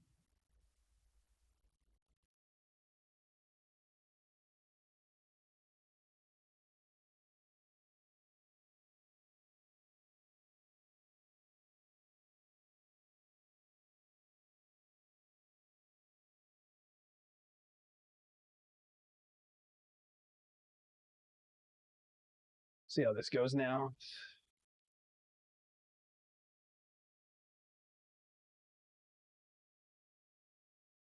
Stop it. I just screwed that up. Because I got impatient.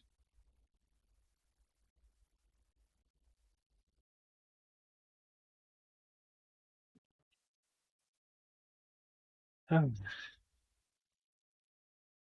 you please stop? You're not going to stop. Reset. Okay.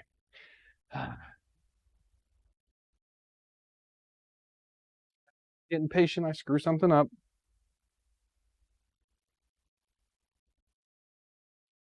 Damn string off the nozzle. Motion. The align.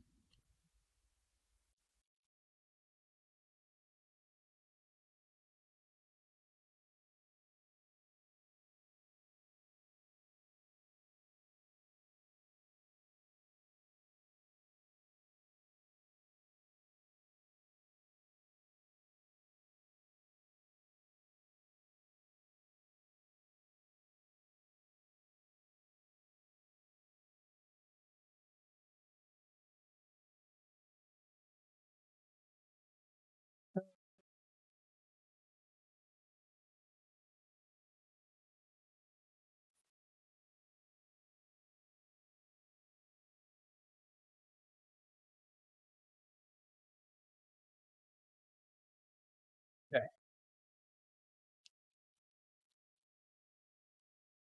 Yeah, womp womp indeed. That's what I get for being impatient. Now I have to wait longer because I was impatient. Do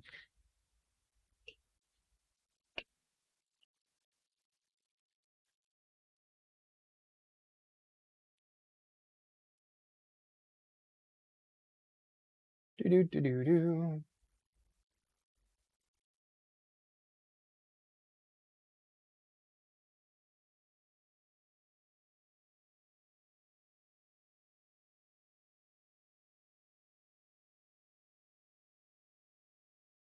Okay.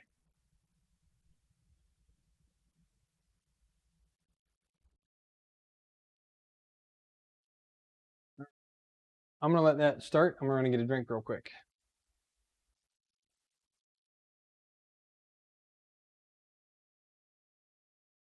You guys can watch and wait.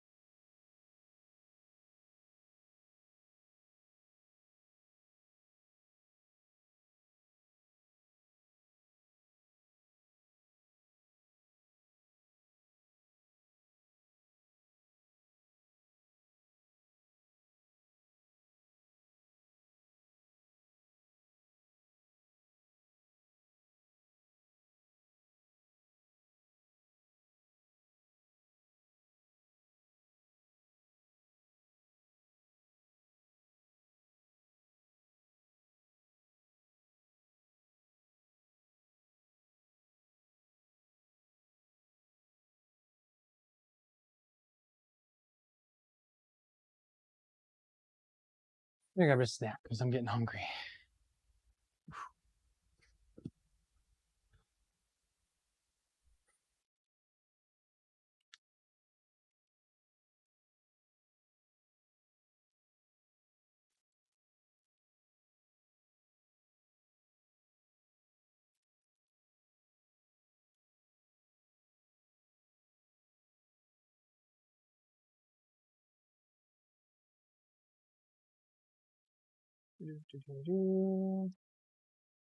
Where are we at here?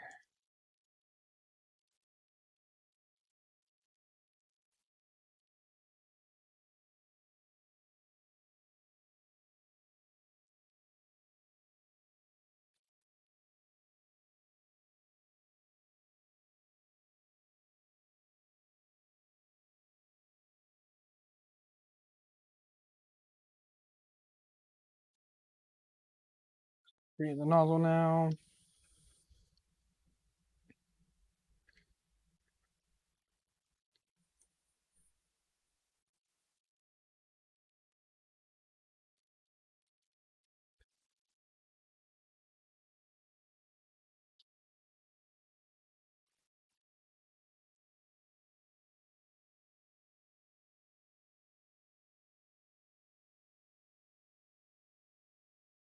I mean, push comes to shove, I cannot do a Volcano and do a V6 with a 0.6 because that's like the highest end you can do.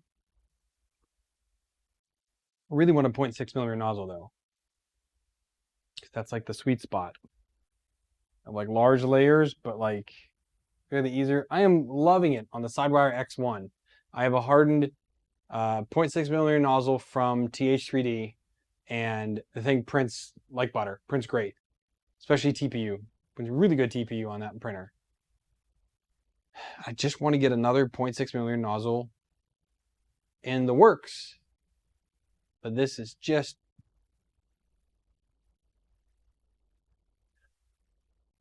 There's no Hermera. Is there a Hermera mount for this?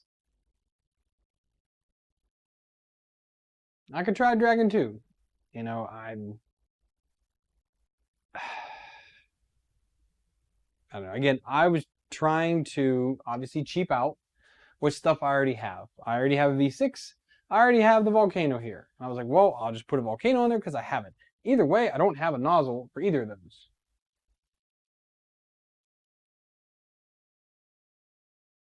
You just sent me a Hermera, Brandon.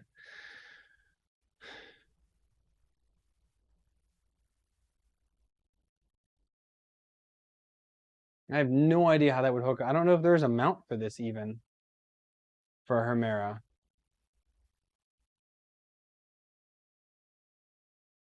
Probably is. There could be. Let's switch you guys over to here.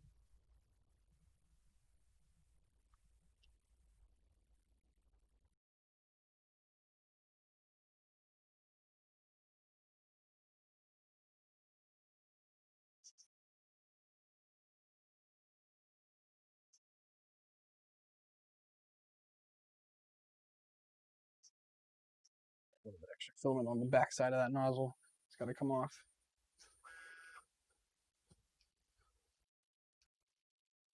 Go away.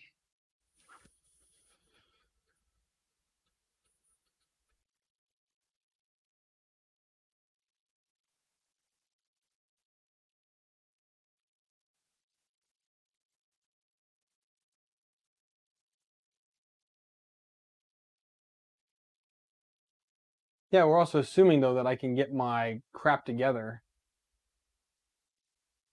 and tune a firmware to make it work. I can't even get this to work.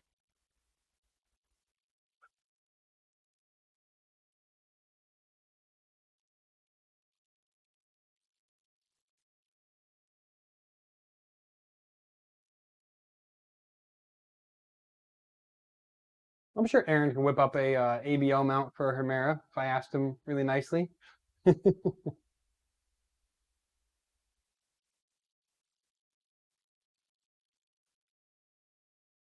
There's those strings.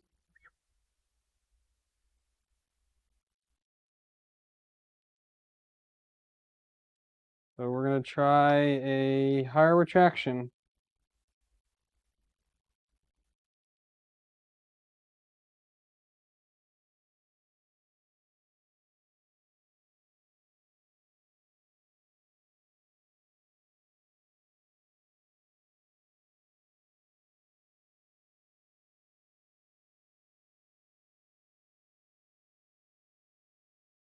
Layers are going down good.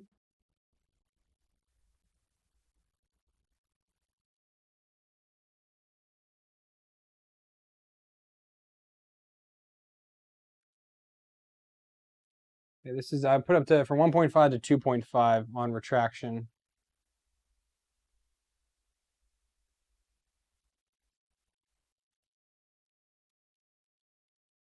Yeah, let me send a 100-pound printer to Chris Riley. It'd be cheaper for me to fly Chris Riley to me.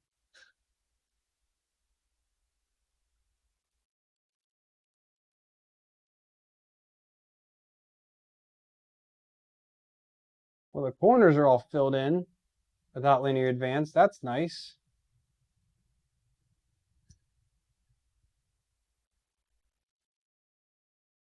It's out of here. See if this still comes back or not.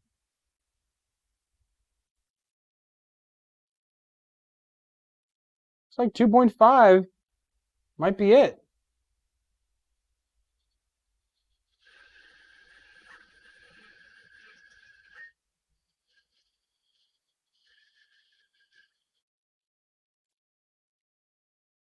So this little bit got put on the nozzle. Get out of here. I'm messing my test up. Oh, we still have it here.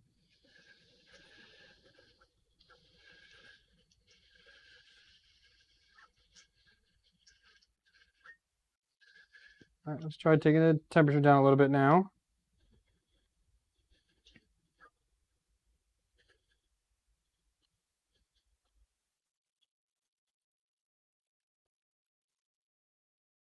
Still showing up there.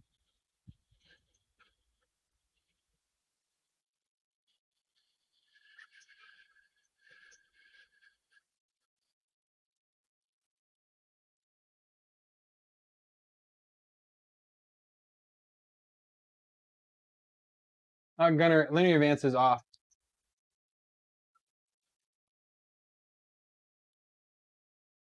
So we're definitely better without linear advance on, because my corners look way better.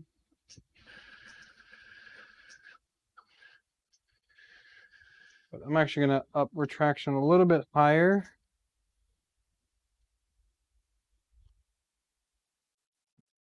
Configuration, retraction.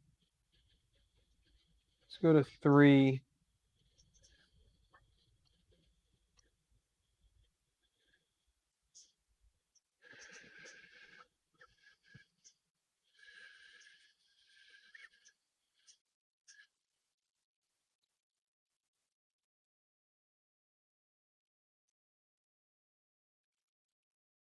Yeah, it's still there, right there. See this little, right there.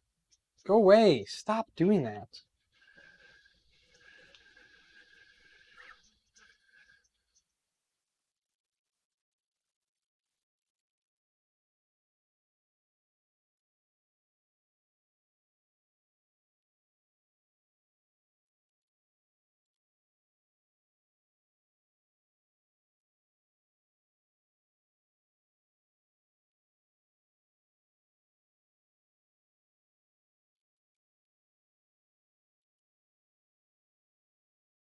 Infill doesn't matter. It's just what was default. I'm gonna go take retraction higher.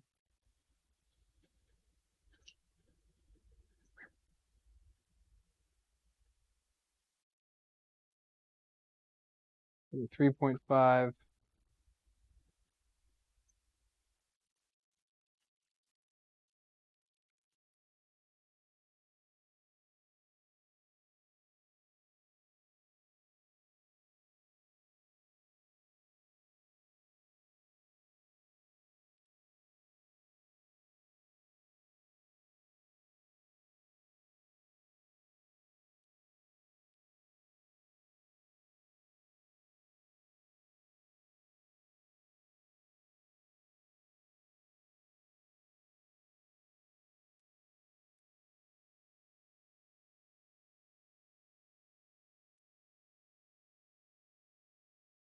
Just kind of want to try. Let's see if we just slow it down.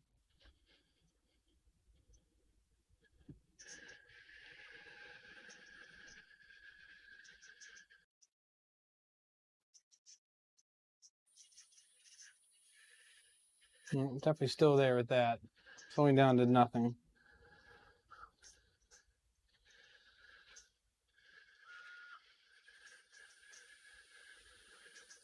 Yeah, I'm gonna try lowering it one more time down to 190.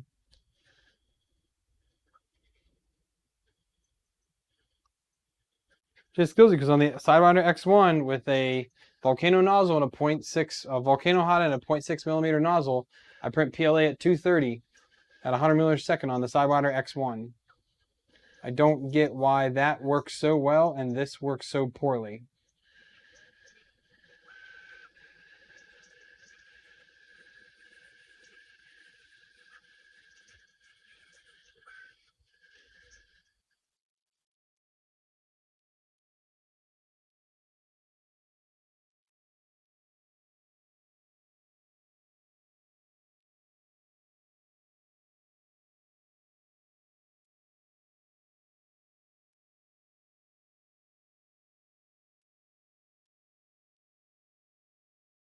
Too fast.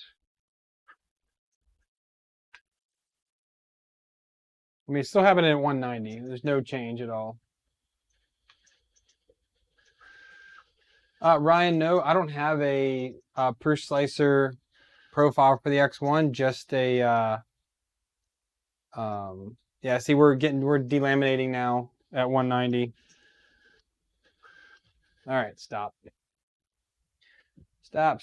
I'm done with that tonight. Let me get this camera off so I don't knock it off again.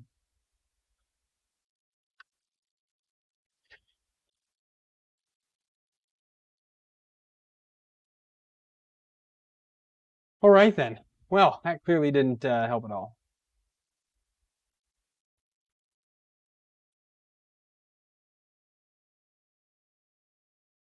Yeah, I do not have a Sidewinder X1 profile or push slicer. I want Simplify 3D, but not push slicer. I'm trying to get away from Simplify 3D, but it's not really helping at all. So if I look in here, Sidewinder X1. There you guys here. So I have a 2mm, so I'm 0.9. That's running at 0.6 on the extrusion width, 2mm retraction. I have a little bit of Z-lift with that at 30 millimeters a second with coast and wipe enabled on there, and pretty much perfect. Nothing else in here that I have to change with that. Cooling again, so 220 for PLA on here. The bed at 70 and 60. 100% on layer 3 for the part cooling fan. That's a 50-15 or a 40-15 on there. 100 millimeters a second on the printing, 70% for outlines, 80% for infill, so 80 millimeters a second for infill stuff. XY movement is 120.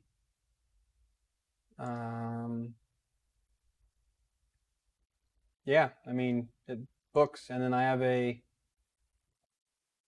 there's a TPU profile here that is running at, so that's auto for the thing there. It's still 2 millimeters, 4 millimeters a second, and a 1.2 millimeter wipe on the nozzle. And TPU comes off this thing looking fan-freaking-tastic. Really does. 0.36 millimeter layer height with that. I don't really know.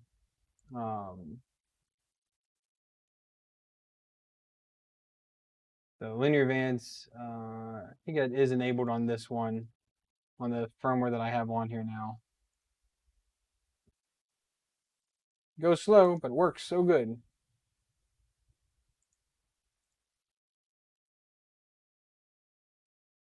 I don't know, I can try and pull those over and clone that. That's kind of what I started to do, and see if I can't get some better prints off of this. But that's going to take me some time to, again, just creating some more profiles and doing some more testing and see how it turns out. I'm not really sure what this printer's deal is, but it's just not kind of working for me in my current configuration here. Getting rid of those wisps is really all I want to happen.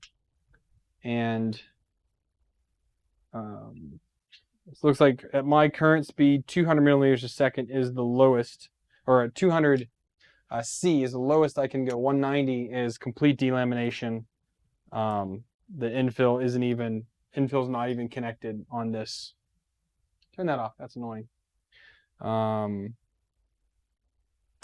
Yeah, definitely have some more tuning to try and figure out what to do here. But it's not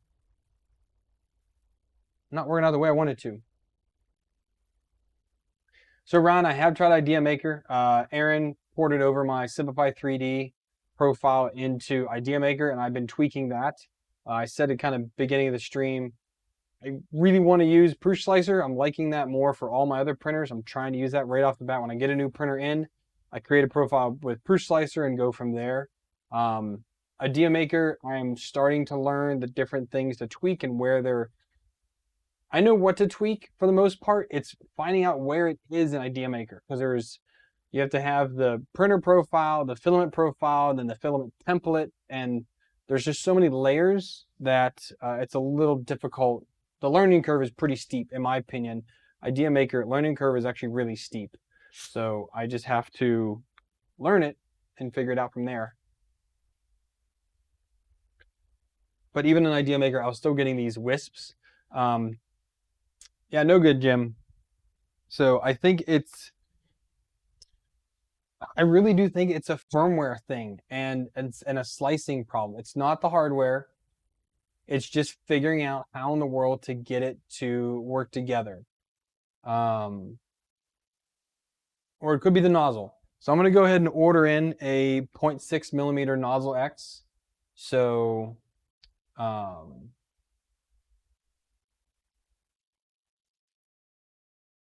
Wolfgang said there's one in there. I think I've tried that one, Wolfgang, because that was the one I originally had here. So, where am I at here? So this BLV MGN cube, I believe this is the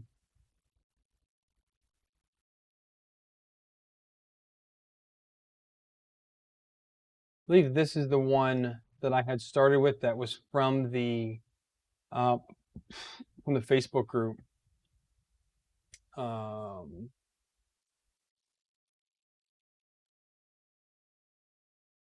think I was having problems with it.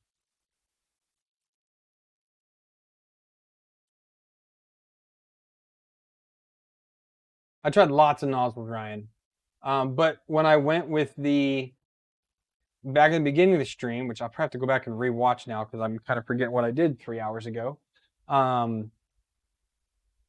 We were able to eliminate pretty much all of the wispiness on it. Retraction was still a little rough, but pretty much got rid of the wisps with a E3D or with a micro Swiss hardened nozzle on the standard V6 block. So we're able to do that, but and the whole point is to run this setup. And if I can't run this setup, then it's kind of pointless. So I could buy the Volcano Nozzle X from E3D and put that on here, and maybe having a more reputable nozzle will work. I could go cheap and buy a TH3D V6 0.6 millimeter Volcano hardened nozzle because I know it works in the Sidewinder X1. Why wouldn't it work on this? I don't know. I may also bring up the Sidewinder firmware and kind of compare the two and see how that is. Because I want to use the Hemera on a different printer.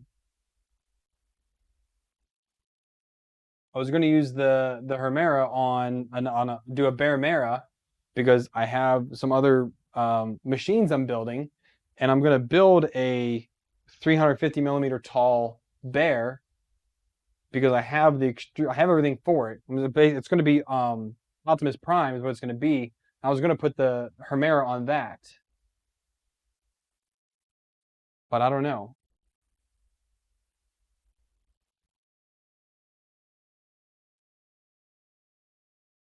Like I said, I might just grab a quick nozzle from TH3D and see if that does anything better.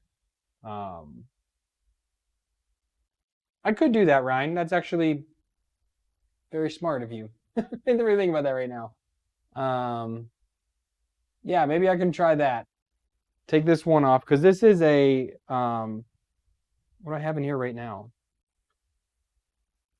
This is a hard nozzle from a kit of nozzles that I got. I don't know when. I think it's Triangle Labs. But yeah, I could take the TH3 nozzle out of that one and put it on here. That's a very good observation, Ryan. Thank you for that. I don't really always think of robbing from other printers. Well, I have a bunch of TH3D 0.4 millimeter hardened nozzles that I have on a couple other printers. Never really had an issue with them. Actually, this one, the Mark 3S clone has his nozzle on it. My actual Mark 3S has a micro Swiss on it. I haven't had any problems with them, like not like this. I've had problems with cheap throats before, but this isn't a cheap throat. And I've tried 2 E3D throats and a PTFE line throat. I know that's not the problem. We know it's not giving too much heat because, again, I get delamination at 190, so 200 is as low as I can go with this at these speeds. I don't want to go lower in speeds. But yeah, so I think this week I will go ahead and try out a few different things. I will try out, it's not a Volcano nozzle, it's a standard nozzle, Jim. I'll pull the nozzle off the X1, heat that up, pull that off, put it on here, see if there's any difference first. If it's a little better or no noticeable difference, I'll go onto the Facebook group. Again, I think it's different than this BLV profile. I do think it was Kennedy that redid this profile for me because I was having cooling issues with it because it wasn't actually cooling properly. There's somewhere in the settings that he had changed. So I don't remember what he changed, but this profile was not getting, it prints, but my overhangs looked like absolute garbage. He created this profile for me, and it was way better. There's some type of issue. I'm going to bring them both up on two different screens and just go section for section and see what he changed because I don't know what he did in order to make the part cooling fan actually work all the time because it wasn't. So yeah, all right, I think I'm going to call it there for the night. We've made some progress. I've learned a lot about what firmware settings to change and whatnot. Linear advanced, learn more about that, more about slicer settings. So definitely a big learning night. Didn't get what I wanted, but I think that's okay. Need to learn this stuff at some point. Again, as someone said earlier, expert work. No, I don't claim to be one, anything like that. So I'm learning, and I'm glad all of you came to help. We had 40-some people here at one point, all helping out. So thank you very much to everybody who has been offering help tonight. I hope you join me on Friday night to see where I'm at. I'll definitely do this again on Friday night. Hopefully, I'll have better results. I'll be posting results in the Discord and talking in the, we have a 3D printer rehab channel there that I'm kind of going to be working this through. That's where we have any issues with printers. You can talk about it in that channel. So if you want to join the Discord, there's some links down below. Chat about us with projects, what I'm doing here. A lot of people are building a lot of different printers, custom printers, kit printers, things like that. So it's definitely good to go there and hang out and see new things. If you guys want to support the channel, help me build machines like this, and hopefully I'll get it working. You can have Patreon or use any of the affiliate links or the donation links down below. I appreciate that. Sorry, I'm getting really tired here. But that's it for tonight, guys. Hope you all have a good night. Voting tomorrow, so have fun voting. I'll see you guys around. See ya.